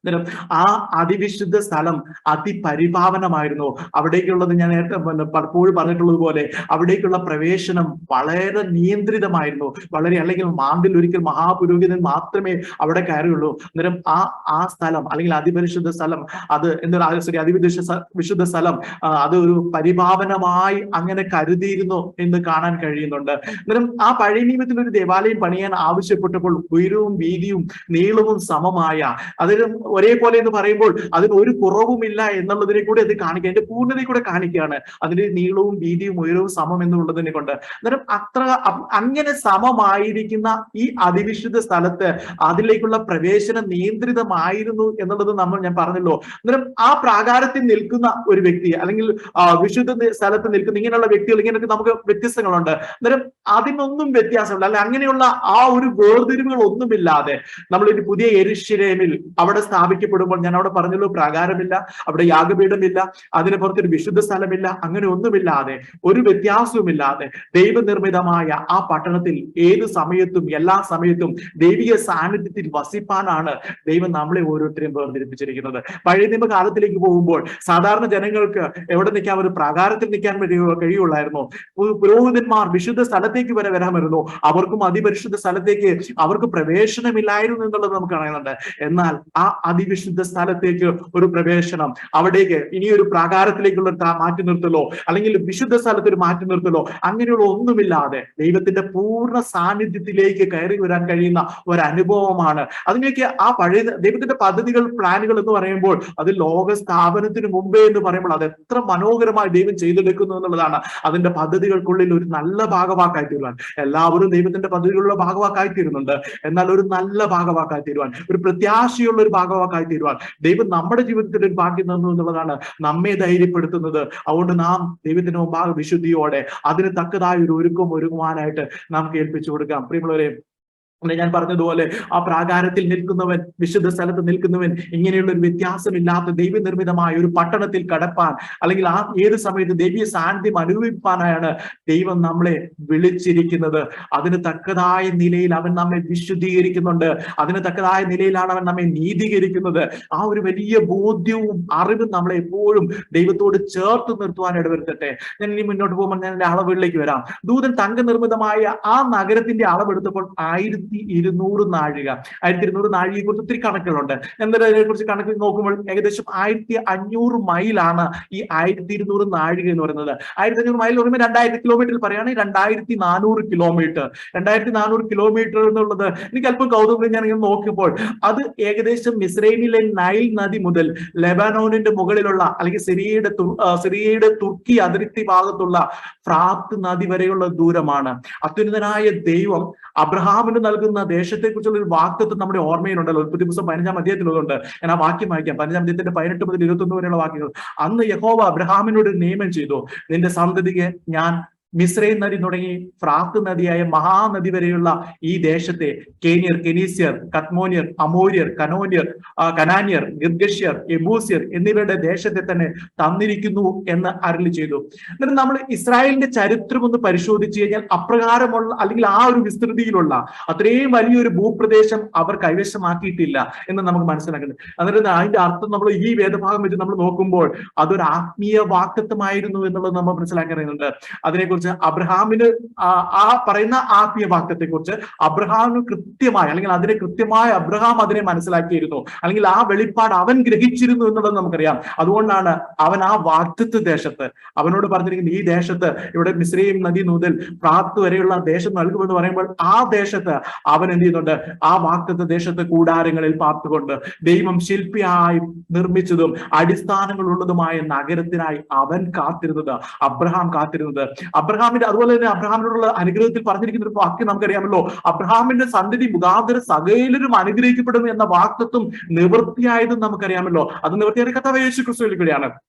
അതായത് അബ്രഹാമിന്റെ സന്തതിയായി ഭൂമിയിൽ ജനിച്ച കർത്താവായ യേശു ക്രിസ്തുവിൽ കൂടിയാണ് അത് പൂർത്തിയാക്കുന്നത്. അന്നേരം ആ കർത്താവായ യേശു ക്രിസ്തു തന്റെ അപ്പോസ്തലന്മാർ, തന്റെ ശിഷ്യന്മാരായി താൻ തിരഞ്ഞെടുത്ത തന്റെ അപ്പോസ്തലന്മാരിലാകുന്ന അതിൽ കൂടെ ഉണ്ടാകുന്ന 12 അടിസ്ഥാനം പിൽക്കാലത്ത് ഒരുക്കി ആ പ്രദേശത്ത്. അതിന് ഞാനതെല്ലാം ആത്മീയാർത്ഥത്തിലാണ് പറയുന്നത്. നിങ്ങൾ ഒരിക്കലും, കാരണം ഈ ഭൂമി മാറിപ്പോകുന്നുണ്ട്, ഈ ആകാശം മാറിപ്പോകുന്നുണ്ട്, ഒരു പുതിയ ഭൂമിയും പുതിയ ആകാശം വരുന്നു. അത് എപ്രകാരം എന്ന് എനിക്ക് അറിയത്തില്ല. എപ്രകാരം എന്ന് പറയുമ്പോൾ ഒരുപക്ഷെ ഇതിനെ തീ കൊണ്ട് ശുദ്ധീകരിക്കുന്നതാണോ, ഇതിനെ പൂർണ്ണമായി മാറ്റിയിട്ട് പുതിയതിനെ കൊണ്ടുവരുന്നതാണോ ഒന്നും നമുക്കറിയത്തില്ല. അതുകൊണ്ട് ഞാൻ പറയുന്നത്, പക്ഷേ ആ യെരൂശലേം എന്നുള്ള പദങ്ങളൊക്കെ ഉദ്ദേശിക്കുമ്പോൾ ഇതിനോടൊക്കെ ചേർത്ത് നമുക്ക് പഠിക്കാനുള്ളത് തന്നെ ആത്മീയ അർത്ഥം മാത്രം എടുക്കുക. അന്നേരം ആ ജനിച്ച, അല്ലെങ്കിൽ ആ ഭൂമിയിൽ ജനിച്ച കർത്താവായ യേശു ക്രിസ്തു തന്റെ കൂടെ വന്ന തന്റെ ശിഷ്യന്മാരായി താൻ തിരഞ്ഞെടുത്ത ആ 12 അപ്പോസ്തലന്മാരുടെ അടിസ്ഥാനമിട്ട് ആ പറയുന്ന സ്ഥലം ഒരുക്കി അതിനൊരു മതിൽക്കെട്ടുണ്ടാക്കി എന്നുള്ളത് നമ്മൾ മനസ്സിലാക്കാൻ കഴിയുന്നുണ്ട്. പുതുക്കപ്പെട്ട ഭൂമിയിലാണ് പുതിയ യെരൂശലേം സ്ഥാപിക്കപ്പെടുന്നത്. അതുകൊണ്ട് ഞാൻ പറഞ്ഞല്ലോ, അതുകൊണ്ട് ഇതിന്റെ ആത്മീയാർത്ഥം മാത്രം എടുത്താൽ മതി. ഞാൻ അതിന്റെ ആ ഭാഗം നിങ്ങൾക്ക് ക്ലിയർ ആയി എന്ന് ഞാൻ വിചാരിക്കുന്നു. അബ്രഹാമിനോടുള്ള വാഗ്ദത്തം, ആ മിസ്രയീം നദി മുതൽ ഫ്രാത്ത് വരെയുള്ള 1200 മൈൽ അല്ലെങ്കിൽ നാഴിക അല്ലെങ്കിൽ 2400 കിലോമീറ്ററോളം വരുന്ന ആ പ്രദേശത്തിന് തുല്യമായ ഒരു പട്ടണം അത് സ്ഥാപിക്കപ്പെടുന്നു തന്റെ മക്കൾക്ക് വേണ്ടി. അതിന് ലോക സ്ഥാപനത്തിന് മുമ്പേ ദൈവത്തിന്റെ പ്ലാൻ ആയിരുന്നു എന്നുള്ളത് നാം ഗ്രഹിക്കുമ്പോൾ, പിന്നെയും ഞാനത് പറയട്ടെ, ഈ ദൈവത്തിന്റെ ഈ വലിയ പദ്ധതിയിൽ ഒരു വലിയ ഭാഗവാക്കായി തീരുവാൻ, നല്ല ഭാഗവാക്കായി തീരുവാൻ. കാരണം ദൈവത്തിന്റെ പദ്ധതിയിലാണ് എല്ലാവരും പോകുന്നത്. നിത്യനരകത്തിലേക്ക് പോകുന്നതും ദൈവം അറിഞ്ഞിട്ട് തന്നെയാണ്. എന്നാൽ അതിന്റെ മധ്യേ ഈ ദൈവത്തിന്റെ സ്നേഹത്തെ രുചിച്ചുകൊണ്ട് ഈ ദൈവത്തിന്റെ ഈ വലിയ സൗഭാഗ്യത്തിലേക്ക്, ദൈവം ഒരുക്കുന്ന ഈ വലിയ സൗഭാഗ്യത്തിലേക്ക് കടന്നു ചെല്ലാൻ ഭാഗ്യം ലഭിച്ച നാം ഓരോരുത്തരും വലിയ ഭാഗ്യവാന്മാരാണ്. ദിവസങ്ങൾ നമ്മുടെ ആത്മീയ ജീവിതത്തിന്റെ വലിപ്പം ഒന്നുകൂടി ആയതുകൊണ്ട് ഞാൻ അതിലേക്ക് വരുന്നുണ്ട്. ഒന്നുകൂടി അറിഞ്ഞുകൊണ്ട് മുന്നോട്ട് പോകാനായിട്ട് നമുക്ക് ഏൽപ്പിച്ചു കൊടുക്കാം. ഞാൻ മുന്നോട്ട് പോകട്ടെ. ഇനി നഗരത്തിന് ഉപയോഗിച്ചിരിക്കുന്ന അതിൽ അല്ലെങ്കിൽ നിർമ്മിച്ചിരിക്കുന്ന അതിനുള്ള മെറ്റീരിയൽസിനെ കുറിച്ചാണ് പറയുന്നത്. തങ്കത്തെ കുറിച്ച്, രത്നക്കല്ലുകളെ കുറിച്ചാണ് പറയുന്നത്. അന്നേരം ഈ മതിലിനെ കുറിച്ച് ഒരു കാര്യങ്ങളോട് പറഞ്ഞിട്ടുണ്ട്. ആ മതിൽ 144 മുഴം വീതിയുള്ള മതിലാണെന്ന് പറയുന്നുണ്ട്. 144 അത് മനുഷ്യന്റെ അളവ് പോലെയാണ് പറയുന്നത്. അതായത് ആ 144 മുഴം എന്ന് പറയുമ്പോൾ ഒരു മുഴം എന്ന് പറയുന്നത് 1.5 അടി ആ നീളമാണ് നമുക്ക് കാണുന്നത്. അതായത് 2 മുഴം എന്ന് പറയുമ്പോൾ ഏകദേശം 1 മീറ്റർ എന്ന് നമുക്ക് മനസ്സിലാക്കാം. അന്നേരം അത്രയും ആ കാര്യം മനസ്സിലാക്കാം. അന്നേരം അത്രയും വീതിയുള്ള ഒരു മതിൽക്കെട്ട് അതിനുണ്ടെന്ന് കാണാൻ കഴിയുന്നുണ്ട്. അതിനെ തുടർന്ന് നമ്മൾ അതുപോലെ ആ മതിൽ നിർമ്മിച്ചത് സൂര്യകാന്തം കൊണ്ടാണെന്ന് നമ്മൾ മുമ്പ് കണ്ടിരുന്നു. അതിന്റെ 15-ാം വാക്യത്തിൽ പറഞ്ഞു, അതിന്റെ ജ്യോതിസ് ഏറ്റവും വിലയേറിയ രക്തത്തിൽ തുല്യ സ്വച്ഛ സ്ഫടികമുള്ള സൂര്യകാന്തം കൊണ്ടായിരുന്നു എന്നുള്ളത് നമ്മൾ കണ്ടിരുന്നുണ്ട്. ഇനി യോഹന്നാൻ ഇവിടെ കണ്ടതായി പറയുന്നത് ആബ്ഷേവ് അല്ലെങ്കിൽ ഇറങ്ങുന്നതായി കണ്ടു. നഗരത്തെ കണ്ടു. ആ നഗരം 144 അടി വീതിയുള്ള ആ മതിലിനെ കണ്ടിരുന്നുണ്ട്. അന്നേരം ആ മതിലിന്റെ ശോഭയാണ് യോഹന്നാൻ ഇവിടെ കാണുന്നത്. ഉയർന്ന ഒരു മലയിൽ നിന്ന് അതിന് കാണുന്നത്. അന്നേരം ഇവിടെ കാണുന്ന ഈ സൂര്യകാന്തം പരിശുദ്ധിയെയും തേജസ്സിനെയും കുറിച്ചാണ്, അല്ലെങ്കിൽ അതിനെ വെളിപ്പെടുത്തുന്നതാണ് എന്ന് നമുക്ക് മനസ്സിലാക്കാം. പരിശുദ്ധിയെയും തേജസ്സിനെയും. അന്നേരം മതിൽ സൂര്യകാന്തമായിരിക്കുമ്പോൾ നഗരത്തെ കുറിച്ച് പറയുന്നത് സ്വച്ഛ സ്ഫടികത്തിനൊത്ത തങ്കം കൊണ്ട് നിർമ്മിച്ചിരിക്കുന്നു. അന്നേരം സ്വച്ഛ സ്ഫടികം എന്ന് പറയുമ്പോൾ കണ്ണാടി എന്നാണ്. സ്വച്ഛ സ്ഫടികം എന്ന് പറയുമ്പോൾ വളരെ ക്ലിയർ ആയിട്ടുള്ള, വളരെ നൈർമല്യമായിട്ടുള്ള ആ കണ്ണാടി പോലത്തെ തങ്കം കൊണ്ട്, അതായത് കണ്ണാടി പോലെ വെട്ടിത്തിളങ്ങുന്ന തങ്കം കൊണ്ട് നിർമ്മിച്ചതാണ് എന്ന് ആ അർത്ഥത്തിലാണ് ഇവിടെ ഉപയോഗിച്ചിരിക്കുന്നത്. തങ്കം എന്നുള്ള പദം ദൈവത്വത്തെയും സ്വച്ഛ സ്ഫടികം എന്നുള്ള വിശേഷണം കലർപ്പില്ലാത്ത വിശുദ്ധിയെയും നിർമ്മലതയും കാണിക്കുന്നുണ്ട്. അന്നേരം അതിന്റെ ആ ആഴം നിങ്ങൾ മനസ്സിലാക്കി ഗ്രഹിക്കും. ഞാൻ പറഞ്ഞിരുന്നതിനൊക്കെ പരിമിതിയുണ്ട്. കാരണം ഇതെല്ലാം ദൈവവചനത്തിലൂടെ ആത്മാവ് ഗ്രഹിപ്പിച്ച ചില കാര്യങ്ങളാണ്. അത് രാത്രി നിങ്ങൾ പ്രാർത്ഥനയോടെ അതിന്റെ മഹത്വം ഒന്ന് കാണാൻ ശ്രമിക്കുക. അന്നേരം അപ്രകാരം പണിതിലൂടെ അപ്പൊ വെളിപ്പെടുത്തുന്നത് നഗരമാകെ ദൈവ തേജസ് കൊണ്ടും അതിന്റികമായ ദൈവിക വിശുദ്ധി കൊണ്ടും നിറയപ്പെടാനുള്ളതാണ് എന്നുള്ളതാണ് അതിനെ വെളിപ്പെടുത്തുന്നത് നമുക്ക് കാണാൻ കഴിയുന്നുണ്ട്. അതിന്റെ 10 വാക്യങ്ങൾ ഞാൻ വായിക്കട്ടെ. നഗരമതിലിന്റെ അടിസ്ഥാനങ്ങൾ സകല രത്നങ്ങൾ കൊണ്ട് അലങ്കരിച്ചിരിക്കുന്നു. 1-ാം അടിസ്ഥാനം സൂര്യകാന്തം, 2-ാമത്തേത് നീലരത്നം, 3-ാമത്തേത് മാണിക്യം, 4-ാമത്തേത് മരതകം, 5-ാമത്തേത് നഗവർണി, 6-ാമത്തേത് ചുവപ്പുകല്ല്, 7-ാമത്തേത് പീതരത്നം, 8-ാമത്തേത് ഗോമേതകം, 9-ാമത്തേത് പുഷ്യരാഗം, 10-ാമത്തേത് വൈഡൂര്യം, 11-ാമത്തേത് പത്മരാഗം, 12-ാമത്തേത് സുഗന്ധിരത്നം. അന്നേരം ഈ നഗരത്തിന്റെ അടിസ്ഥാനങ്ങൾ രത്നങ്ങളാൽ അലങ്കരിച്ചിരിക്കുന്നു എന്നുള്ളതാണ് ഇവിടെ കാണുന്നത്. ഈ രത്നങ്ങളിൽ നമ്മൾ നോക്കുകയാണെങ്കിൽ ഇതിന്റെ ചിലതിന്റെയൊക്കെ ഗ്രീക്ക് നാമമോ അല്ലെങ്കിൽ അതിനെ പ്രതിനിധാനം ചെയ്യുന്ന എന്താണെന്നൊക്കെ നമുക്ക് വ്യാഖ്യാനിക്കാനൊക്കെ വളരെ പ്രയാസമുണ്ട്. ഞാൻ മുമ്പ് പറഞ്ഞിരിക്കുന്ന പോലെ ഈ രത്നങ്ങൾ സ്വയം പ്രകാശിക്കുന്നില്ല എന്നുള്ളതാണ് ഇപ്പോഴത്തെ സാഹചര്യത്തിൽ. നമുക്കറിയത്തില്ല അന്ന് അവിടെ വരുന്ന രത്നങ്ങൾ എങ്ങനെയായിരിക്കും എന്നുള്ളത് നമുക്കറിയത്തില്ല. പക്ഷേ ഇന്നത്തെ സാഹചര്യത്തിൽ രത്നങ്ങൾ സ്വയം പ്രകാശിക്കുന്നില്ല.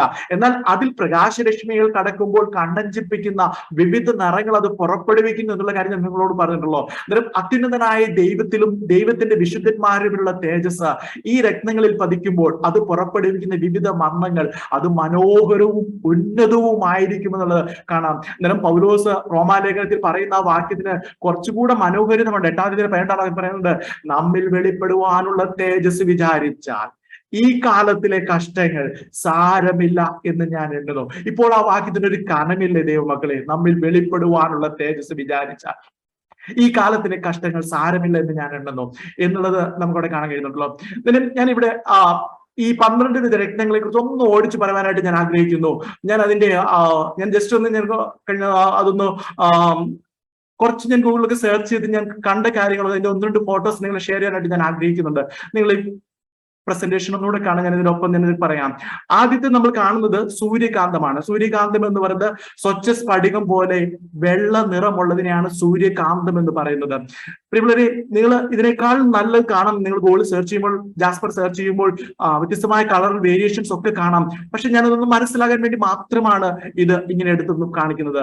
ആദ്യത്തത് പറഞ്ഞിരിക്കുന്നത് സൂര്യകാന്തമാണ്. അടുത്തത് നീലരത്നം.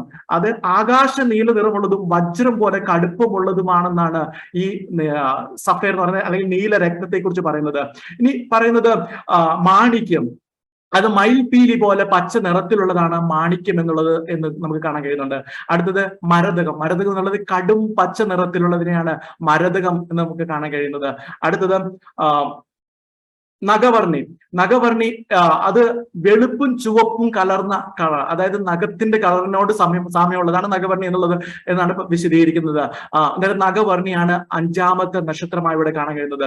6-ാമത്തത് ചുവപ്പ് കല്ല്. ചുവപ്പ് കല്ലിൽ രക്ത നിറമുള്ള ആണ് ചുവപ്പ് കല്ല്, ആ നക്ഷത്രത്തിൽ നമുക്ക് കാണാൻ കഴിയുന്നത്. 7-ാമത്തായിട്ട് കാണുന്നത് പീതരത്നം. ആ പീതരത്നം സ്വർണ്ണ നിറത്തോടെ അല്ലെ സ്വർണം കലർന്ന ഒരു കളറാണ് പീതരത്നം എന്ന് പറയുന്നത് 7-ാമത്തത് എന്ന് കാണാൻ കഴിയുന്നുണ്ട്.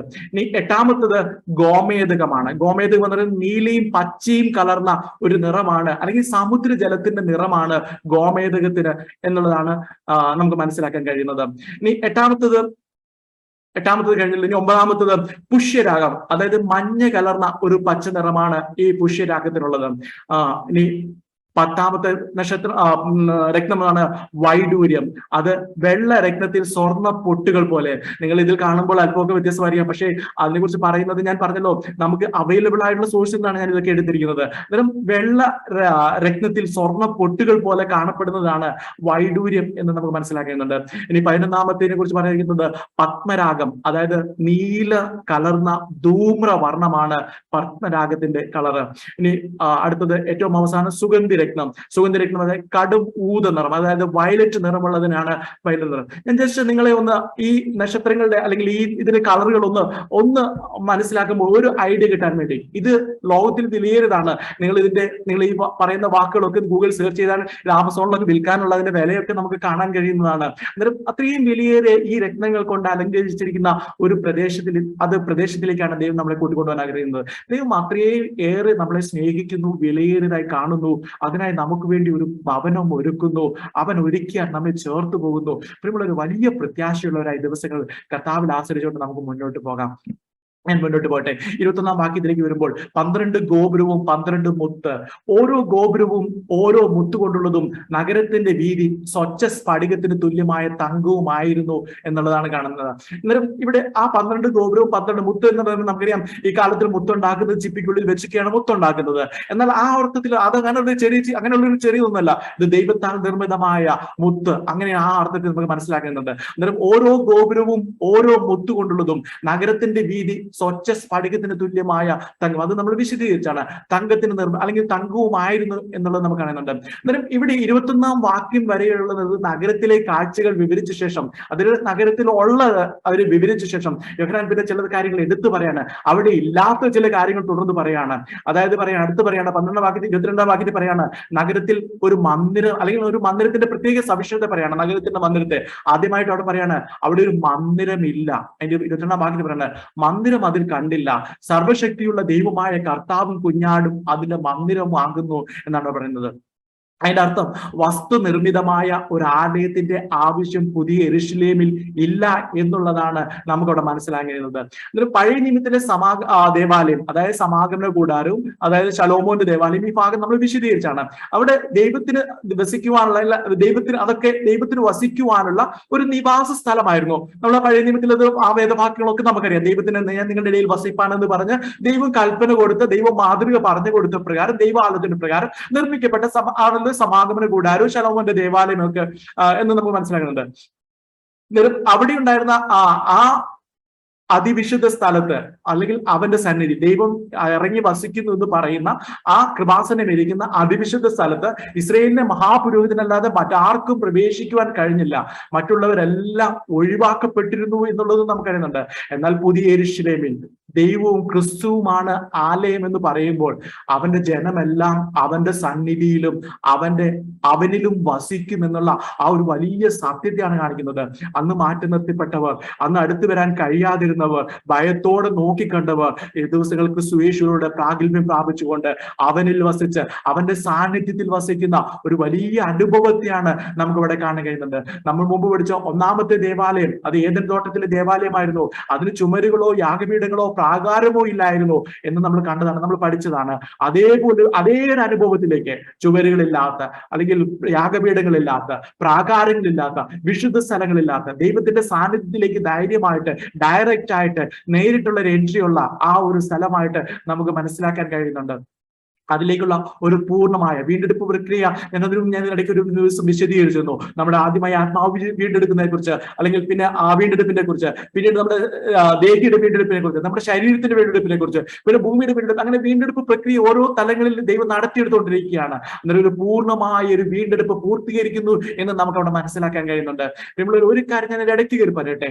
വീണ്ടെടുപ്പ്, രക്ഷ, വീണ്ടും ജനനം, മാനസാന്തരം, ഈ തുടങ്ങി ഇങ്ങനെയുള്ള പദങ്ങൾ, വേദോസത്തിലുള്ള ഇങ്ങനെ പദങ്ങൾ നമ്മളൊക്കെ എടുത്ത് ഒത്തിരി ഉപയോഗിക്കാറുണ്ട്. നമ്മളൊക്കെ വ്യക്തിപരമായിട്ടൊക്കെ പറയാറുള്ളതാണ്. ഈ പദങ്ങൾക്ക് ഒത്തിരി ആഴവും ദൈവസന്നിധിയിൽ വളരെയേറെ പ്രാധാന്യമേറിയ പ്രക്രിയകളാണ്, പ്രോസസ്സുകളാണെന്നുള്ളത് നാം മനസ്സിലാക്കണം. അതൊരു കേവലം വീണ്ടെടുക്കപ്പെട്ടോ എന്നൊരു വീണ്ടെടുക്കപ്പെട്ട കൂട്ടമെന്നൊക്കെ നമ്മൾ പാട്ട് പാടാറുണ്ട്.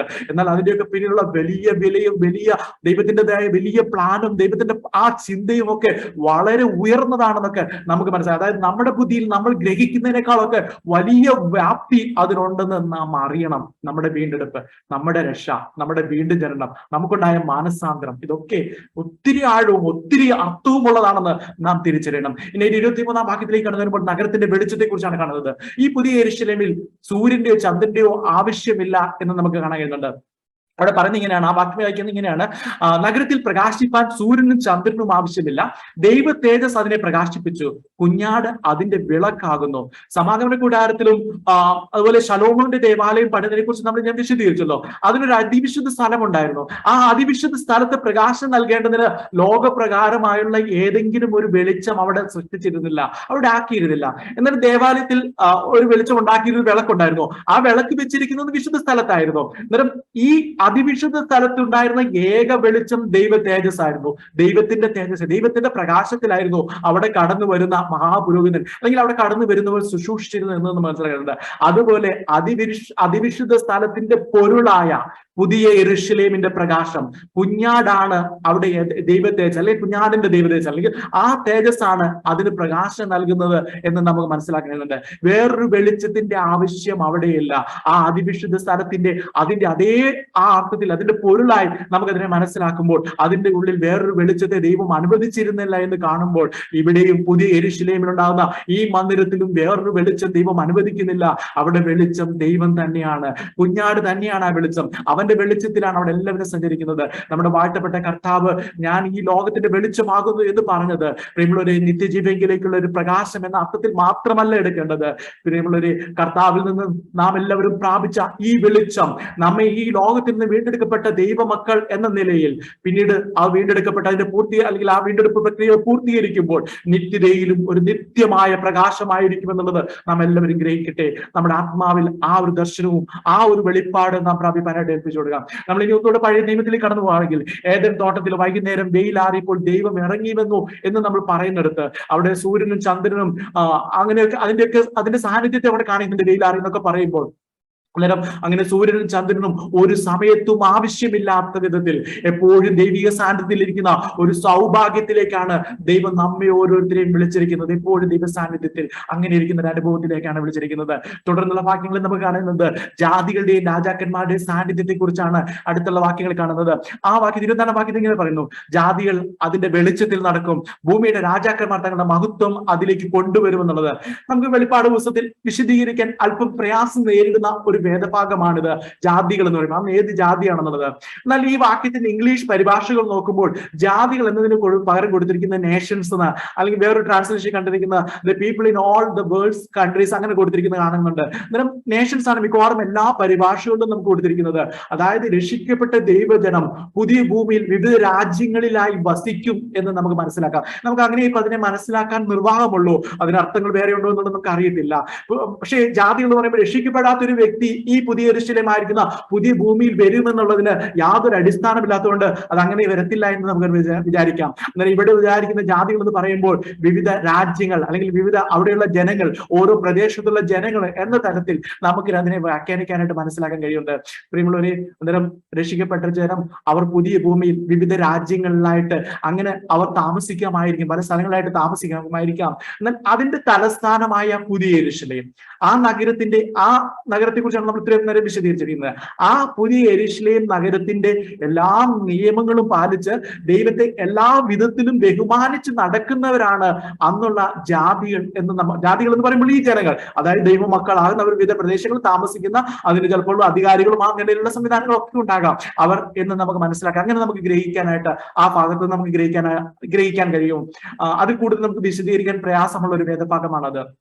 ഇനി അടുത്ത ഭാഗം കാണുന്നത് അവിടെ ഒരിക്കലും അടയ്ക്കാത്ത ഗോപുരം. നമ്മൾ ആദ്യം പറഞ്ഞു ഒരു വലിയ മതിൽക്കെട്ട്, ഉയർന്ന മതിലുള്ളതായിട്ട് പറഞ്ഞു. ആ മതിലിന് വാതിലുണ്ട്, അതിൽ ദൂതന്മാർ കാവലുണ്ട്, മതിൽ സുരക്ഷിതത്തെയും വേർപാടിനെയും കാണിക്കുന്നതാണ് ഒക്കെ ഞാൻ പറഞ്ഞിരുന്നു. അന്നേരം ഈ മതിലിനുള്ള പ്രത്യേകത, ഈ ഗോപുരങ്ങൾക്കുള്ള പ്രത്യേകത അതിന് ഒരിക്കലും അടയ്ക്കാത്ത വാതിലുകളാണെന്ന് പറയുന്നത്. അതായത് അതിന്റെ 25 ഭാഗത്തിൽ പറയുന്നു, അതിന്റെ ഗോപുരങ്ങൾ പകൽക്കാലത്ത് അടയ്ക്കുകയില്ല, രാത്രി അവിടെ ഇല്ലല്ലോ. അങ്ങനെ പകൽക്കാലത്ത് അടയ്ക്കില്ല. അന്നേരം രാത്രിയിൽ അടയ്ക്കുന്ന വെച്ച് കഴിഞ്ഞാൽ രാത്രി എവിടെയില്ല, അന്നേരം എപ്പോഴും അത് തുറന്നു കിടക്കുന്നു എന്നുള്ളതാണ് കാണുന്നത്. അതായത് ദൈവത്തിന്റെ കുഞ്ഞാടിന്റെ സാന്നിധ്യം എല്ലായ്പ്പോഴും പ്രകാശം നൽകുന്നതിന് രാത്രി എന്നൊന്ന് അവിടെ ഇല്ല എന്ന് മനസ്സിലാക്കുന്നുണ്ട്. അവിടെ വസിക്കുന്നവരെ കുറിച്ചോ അവിടെ വരുന്നവരെ കുറിച്ചോ ആർക്കും യാതൊരു ആശങ്കയുമില്ല. ഇന്ന് നമ്മൾ വാതിലടയ്ക്കുന്നത്, വാതിലിന് ഉറപ്പ് കൂട്ടുന്നത്, മതിൽ കെട്ടുന്നത് നമുക്ക് ചുറ്റുമുള്ളവർ നമുക്ക് വിശ്വാസമില്ലാത്തത് കൊണ്ടാണ്. നമ്മുടെ അടുത്ത് വരുന്ന പലരെ ഏത് നിലയിലാണെന്ന് നമുക്ക് മനസ്സിലാക്കാൻ കഴിയാത്തത് കൊണ്ടാണ്, അവരുടെ ജീവിതത്തെ കുറിച്ച് നമുക്ക് ഗ്രഹിക്കാൻ കഴിയാത്തത് കൊണ്ടാണ് നാം അതിനൊക്കെ ആ കാര്യങ്ങളൊക്കെ വരുന്നത്. ഗവൺമെന്റുകൾ തന്നെ വിവിധ തരത്തിലുള്ള സുരക്ഷാ സംവിധാനങ്ങൾ ഏർപ്പെടുത്തുന്നത് അതിന്റെ അയൽപക്കത്തുള്ളവരെ മനസ്സിലാക്കുവാൻ കഴിയാത്തത് കൊണ്ടാണ്, ഏത് തരത്തിൽ അവർ പ്രതികരിക്കുമെന്നുള്ളത്. എന്നാൽ ഇവിടെ ഈ പുതിയ യെരൂശലേമിൽ അവിടെ വസിക്കുന്നവരെ കുറിച്ച് അല്ലെങ്കിൽ അവിടേക്ക് വന്നു ചേരുന്നവരെ കുറിച്ച് ആർക്കും ഒരു ആശങ്കയുമോ ആർക്കും ഒരു സംശയമോ ഒന്നും ഉണ്ടാകുകയില്ല. അങ്ങനെ ഒരു ജീവിതമാകിയാൽ ആ നഗരത്തിന്റെ ഗോപുരങ്ങൾ അടയ്ക്കുകയില്ല. തുറന്നിരിക്കുന്ന ആ വാതിലിലൂടെ ജാതികൾ എന്ന് ഞാൻ വിശദീകരിച്ചല്ലോ, ജാതികൾ അവിടേക്ക് മഹത്വവും ബഹുമാനവും അർപ്പിപ്പാൻ, ദൈവത്തിന്റെ അടുക്കിലേക്ക് മഹത്വവും ബഹുമാനവും അർപ്പിപ്പാൻ കടന്നു വരുമെന്ന് കാണാൻ കഴിയുന്നുണ്ട്. അതിന്റെ ജാതികളുടെ മഹത്വവും ബഹുമാനം എന്ന് പറയുമ്പോൾ ആ ദൈവത്തിന്റെ മുമ്പാകെ അവരവരെ തന്നെ സമർപ്പിച്ചുകൊണ്ട് ദൈവം ഒരുക്കിയ ദൈവത്തിന്റെ പദ്ധതികളെ വർണ്ണിക്കുവാനായിട്ട് ദൈവസന്നിധിയിലേക്ക് അവർ കടന്നു വരുന്നു എന്നുള്ളത് നമുക്ക് കാണാൻ കഴിയുന്നുണ്ട്.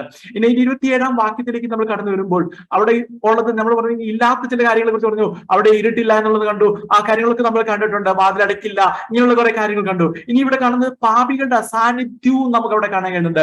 എന്റെ 27 വാക്യത്തിൽ പറയുന്നത് ഇങ്ങനെയാണ്, കുഞ്ഞാടിന്റെ ജീവപുസ്തകത്തിൽ എഴുതിയിരിക്കുന്നവരല്ലാതെ അശുദ്ധമായത് യാതൊന്നും മ്ലേച്ഛതയും ബോഷ്യും പ്രവർത്തിക്കുന്നവൻ ആരും അതിൽ കടക്കുകയില്ല എന്നാണ് അവിടെ പറയുന്നത്. അതായത് ഈ വിശുദ്ധ നഗരത്തിന്റെ ഗോപുരങ്ങൾ അടയ്ക്കുകയില്ല എന്ന് പറഞ്ഞത് അത് നമ്മളിപ്പോ വിശദീകരിച്ചല്ലോ. അന്നേരം ഇവിടെ അശുദ്ധമായതും ഇത് തുറന്നു കിടക്കുന്നു എന്ന് വെച്ചുകൊണ്ട് ഇവിടെ അശുദ്ധമായതും മ്ലേച്ഛതയും പ്രവർത്തിക്കുന്ന ആരും അതിൽ കടക്കുകയില്ല. ഇപ്പോൾ നമുക്ക് ലഭിച്ചിരിക്കുന്ന വേദപുസ്തക അറിവ് വെച്ച് അതിന് ആ തെളിവുകൾ വെച്ചുകൊണ്ട് ആ പറയുന്ന എല്ലാവരും അശുദ്ധമായി പ്രവർത്തിച്ചവർ, മ്ലേച്ഛമായി പ്രവർത്തിച്ചവർ, ദൈവകൃപ പ്രാപിക്കാത്തവർ അവരെല്ലാം നിത്യ നരകത്തിലാണ്. അവർക്ക് ആർക്കും എവിടേക്ക് വരാൻ കഴിയില്ല. ഒരു വലിയ വേർതിരിപ്പുണ്ടെന്നൊക്കെ ധനവാനും ലാസറിന്റെ ഉപമയിലൊക്കെ ആർക്കും കടന്നുവിടാൻ കഴിയാത്തൊരു വേർതിരിപ്പുണ്ടെന്നൊക്കെ നമുക്ക് അന്നേരം ഇങ്ങനെയുള്ള മ്ലേച്ഛമായത്, അശുദ്ധമായത് ആർക്കും അവിടേക്ക് കടന്നു വരാൻ കഴിയുന്നില്ല. അവിടെ വരുന്നത് കുഞ്ഞാടിന്റെ ജീവിതത്തിൽ പേർ എഴുതിയിരിക്കുന്നവർ മാത്രമേ. അവർ മാത്രമേ ആ പട്ടണത്തിൽ ആ വാതിലിൽ കൂടെ സ്വാതന്ത്ര്യത്തോടെ ഈ കാവൽ നിൽക്കുന്ന ദൂതന്മാരുടെ ഇടയ്ക്കുള്ളിലൂടെ ഇടയിൽ കൂടെ അപ്പോസ്തലന്മാരുടെ അടിസ്ഥാനമുള്ള ആ മതിൽക്കെട്ടിനുള്ളിലൂടെ അതിലേക്ക് അകത്ത് കടക്കാൻ കഴിയുകയുള്ളൂ എന്നുള്ളത് നമുക്ക് മനസ്സിലാക്കുന്നുണ്ട്. പ്രിയമുള്ളവരെ, ഈ പുതിയ അല്ലാതെ ഇപ്പോൾ നമ്മുടെ ജീവിതത്തെ ഒന്ന് പരിശോധിക്കുവാനായിട്ട് ഞാനത് കൺക്ലൂഡ് ചെയ്യട്ടെ. നമ്മുടെ ജീവിതത്തെ ഒന്നുകൂടെ പരിശോധിക്കുവാനായിട്ട് ഏൽപ്പിച്ചു കൊടുക്കുക. നമ്മുടെ ഇപ്പോഴത്തെ പ്രവൃത്തികൾ, ജീവിത രീതികൾ നമുക്ക് ആത്മാവിനാൽ ശോധന ചെയ്യുവാനായിട്ട് ഏൽപ്പിച്ചു കൊടുക്കാം. വളരെ ചുരുക്കമാ. ഒരു ശേഷിപ്പേ നിത്യതയിൽ കടക്കുകയുള്ളൂ, അതൊരു സത്യമാണ്. അതുകൊണ്ട് വലിയ കൂട്ടത്തെ കൊണ്ടുകൊണ്ടൊന്നും നമ്മൾ ആഹ്ലാദിക്കാനൊന്നുമില്ല. അത് നമ്മളെ പഠിപ്പിക്കുകയാണ്. നമ്മുടെ ഈ ജീവിതത്തിലുള്ള ഇപ്പോൾ നാം ചെയ്യുന്ന പ്രവൃത്തികൾ, നമ്മുടെ ജീവിത രീതികൾ നമുക്ക് നമ്മളിലുള്ള പരിശുദ്ധാത്മാവിനാൽ ഒന്ന് ശോധന ചെയ്യുവാനായിട്ട് ഇന്ന് രാത്രി ഏൽപ്പിച്ചു കൊടുക്കാം. പ്രിയമുള്ളവരെ, പുതിയ യെരൂശലേമിനെ കുറിച്ച് നാം പഠിച്ചു.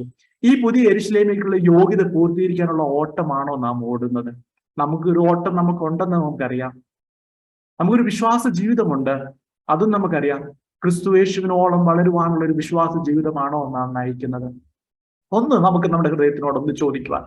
ഇത്ര മനോഹരമാണ് ഈ പദ്ധതി. ലോക സ്ഥാപനത്തിന് മുമ്പേ ദൈവം തുടങ്ങിയതാണ്. ദൈവം അതിൻ്റെതായ സമയത്തൊക്കെ അതിന്റെ മാതൃകകളും പൊരുകളും തുറച്ച് തന്റെ ഭക്തന്മാരെ ഒക്കെ അറിയിച്ചുകൊണ്ട് ഏറ്റവും അവസാനം യോഹന്നാനിൽ കൂടെ നമ്മളെയും ഈ കാര്യങ്ങളൊക്കെ അറിയിച്ചു തരുമ്പോൾ, ഇത്രയും വലിയ ആഗ്രഹത്തോടെ ദൈവം ഇരിക്കുമ്പോൾ, പ്രിയമുള്ളവരെ, ആ ഒരു ആഗ്രഹത്തോടെയാണ് നാം ആയിരിക്കുന്നതെന്ന് നമ്മളെ ഒന്ന് പരിശോധിക്കുക. പ്രിയമുള്ളവരെ, നമ്മെ നോക്കുമ്പോൾ, അതായത് ഇന്നുള്ള നമ്മളെ നോക്കുമ്പോൾ, ഞാൻ മുമ്പ് പറഞ്ഞു, ആ പുതിയ യെരൂശലേമിന്റെ മതിൽ കെട്ടുകൾക്ക് ആ വാതിലുകൾ അടയ്ക്കാറില്ല. അവിടെ എല്ലാവരും വിശ്വാസമാണ്. എല്ലാവരും അങ്ങോട്ടും ഇങ്ങോട്ടും അവർക്കൊരു ആശങ്കയുമില്ല.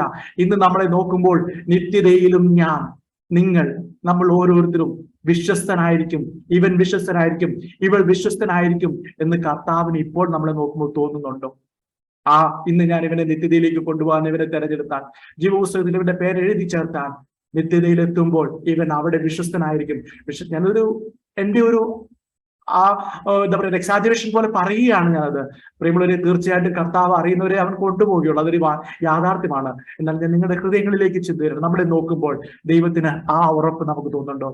പ്രിയമുള്ളവരെ, ഈ വിശുദ്ധ നഗരത്തിൽ പ്രവേശിപ്പാൻ നാം എല്ലാവരും ലോകരക്ഷിതമായ യേശുക്രിസ്തുവിനോടുള്ള രക്ഷ പ്രാപിക്കണം. നമുക്കത് അറിയാം, നമുക്ക് രക്ഷ പ്രാപിക്കണം. നമ്മുടെ ഏതെങ്കിലും ഒരു പ്രവൃത്തികളോ ഏതെങ്കിലും ഒരു നല്ല നടപ്പോ ഈ പരിപാവന അനുഭവത്തിന് യോഗ്യരാക്കുകയില്ല എന്നുള്ളതും നമുക്കറിയാം. ഒന്നുകൂടെ നാം അത് ഉറപ്പ് വരുത്തട്ടെ. നമ്മുടെ നല്ല പ്രവൃത്തികളിൽ ആശ്രയിക്കുന്നവർ, അതിൽ ആശ്രയിച്ച് മുന്നോട്ട് പോകുന്നത്, ഇനി നല്ല നടപ്പ് വിശുദ്ധ അല്ലെങ്കിൽ മറ്റുള്ളവരെ കൊണ്ട് നല്ല ഒരു വ്യക്തിയാണെന്നുള്ള ആ ഒരു അഭിപ്രായം അത് പ്രാപിക്കാൻ വേണ്ടി അതിനുവേണ്ടി പരിശ്രമിക്കുന്നവർ, അതൊന്നും ഈ നല്ല അനുഭവത്തിന് യോഗ്യരാക്കുകയില്ല എന്നുള്ള അറിയാം. തീർച്ചയായും ഈ നല്ല കർത്താവിൽ ആശ്രയിക്കണം. ഈ ദൈവത്തിന്റെ കൃപ നമ്മൾ വിശ്വസിക്കണം. എങ്കിലേ നമ്മുടെ മുമ്പിൽ വെച്ചിട്ടുള്ള ഓട്ടം നമുക്ക് ഓടാൻ കഴിയുള്ളൂ, നമ്മുടെ വിശ്വാസ ജീവിതം നമുക്ക് പൂർത്തീകരിക്കാൻ കഴിയുള്ളൂ. പ്രിയമുള്ളവരെ, നാം രക്ഷിക്കപ്പെട്ടപ്പോൾ, ഈ പറഞ്ഞിരിക്കുന്ന കർത്താവിന്റെ കൃപ നമ്മിൽ വ്യാപരിച്ചുകൊണ്ട് നാം രക്ഷിക്കപ്പെട്ടപ്പോൾ നമുക്കൊരു വിശദീകരണം നമുക്ക് ലഭിച്ചു, ഒരു നീതീകരണം നമുക്ക് ലഭിച്ചു. ആ നീതീകരണം പ്രിയമുള്ളവരെ, അത് നമ്മെ ഒരു ദൈവ പൈതൽ എന്നുള്ള ഒരു പദവിയിലേക്കാണ് ഉയർത്തപ്പെടുന്നത്. ഞാനതും നമ്മൾ കഴിഞ്ഞ ആഴ്ചകളിൽ കണ്ടതാണ്. ഒരു ദൈവ പൈതലായിട്ടാണ് ദൈവം നമ്മളെ ഉയർത്തുന്നത്. എന്നിട്ട് ഒരു ദൈവ പൈതൽ എന്ന പദവിയിലേക്ക് നമ്മെ ഉയർത്തിടുമ്പോൾ പ്രിയമുള്ളവരെ, പിന്നീട് നമ്മൾ സംഭവിക്കുന്നത്, നമ്മൾ ദൈവത്തിന്റെ പരിശുദ്ധാത്മാവ് വസിക്കുന്ന ഒരു ദൈവത്തിന്റെ ജീവിക്കുന്ന മന്ദിരമായി നാം ഓരോരുത്തരും മാറുകയാണ്. ദൈവത്തിന്റെ ഒരു ആലയമായി നാം മാറുന്നു. തുടർന്നുള്ള ഈ ഭൂമിയിലെ ജീവകാലത്ത് പരിശുദ്ധാത്മാവിനെ ദുഃഖിപ്പിക്കുന്ന അല്ലെങ്കിൽ പരിശുദ്ധാത്മാവിനെ സങ്കടപ്പെടുത്തുന്ന ഒരു പ്രവൃത്തികൾക്കും ഇടം നൽകാതെ ദൈവം പകർന്നു നൽകുന്ന സ്വർഗത്തിലെ സകല ആത്മീയ അനുഗ്രഹങ്ങളും പ്രാപിച്ചുകൊണ്ട് സംതൃപ്തിയോടെ നമ്മുടെ വിശ്വാസ ജീവിതം പൂർത്തീകരിക്കുവാനായിട്ട് ഇന്ന് രാത്രി നമുക്ക് ഒരിക്കൽ കൂടെ കർത്താവിനെ സമർപ്പിക്കാം. കർത്താവ് വചനങ്ങളെ നമ്മൾ എല്ലാവരെയും അനുഗ്രഹിക്കുമാറാകട്ടെ. ആമേൻ.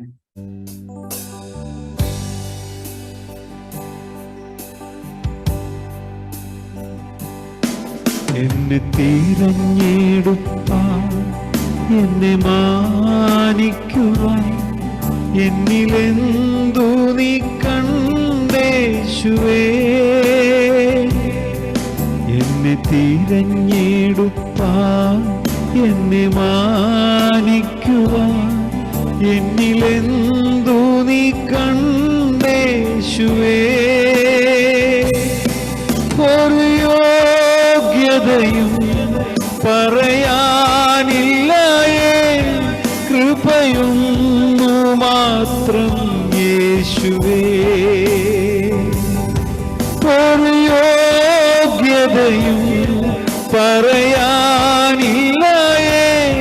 കൃപയൊന്നു മാത്രം യേശുവേ.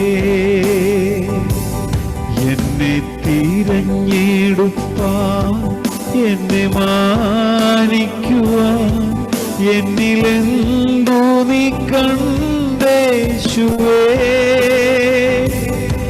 ഒരു യോഗ്യതയും പറയാനില്ലയേ, കൃപയൊന്നു മാത്രം യേശുവേ. ഒരു യോഗ്യതയും പറയാനില്ലയേ, കൃപയൊന്നു മാത്രം യേശുവേ. അങ്ങേ സ്നേഹിക്കുവാൻ, അങ്ങേ സാക്ഷിക്കുവാൻ, എന്നിലെന്തു നീ കണ്ടേശുവേ. അങ്ങേ സ്നേഹിക്കുവാൻ, അങ്ങേ സാക്ഷിക്കുവാൻ, എന്നിൽ യോഗ്യത തെല്ലുമില്ലേ.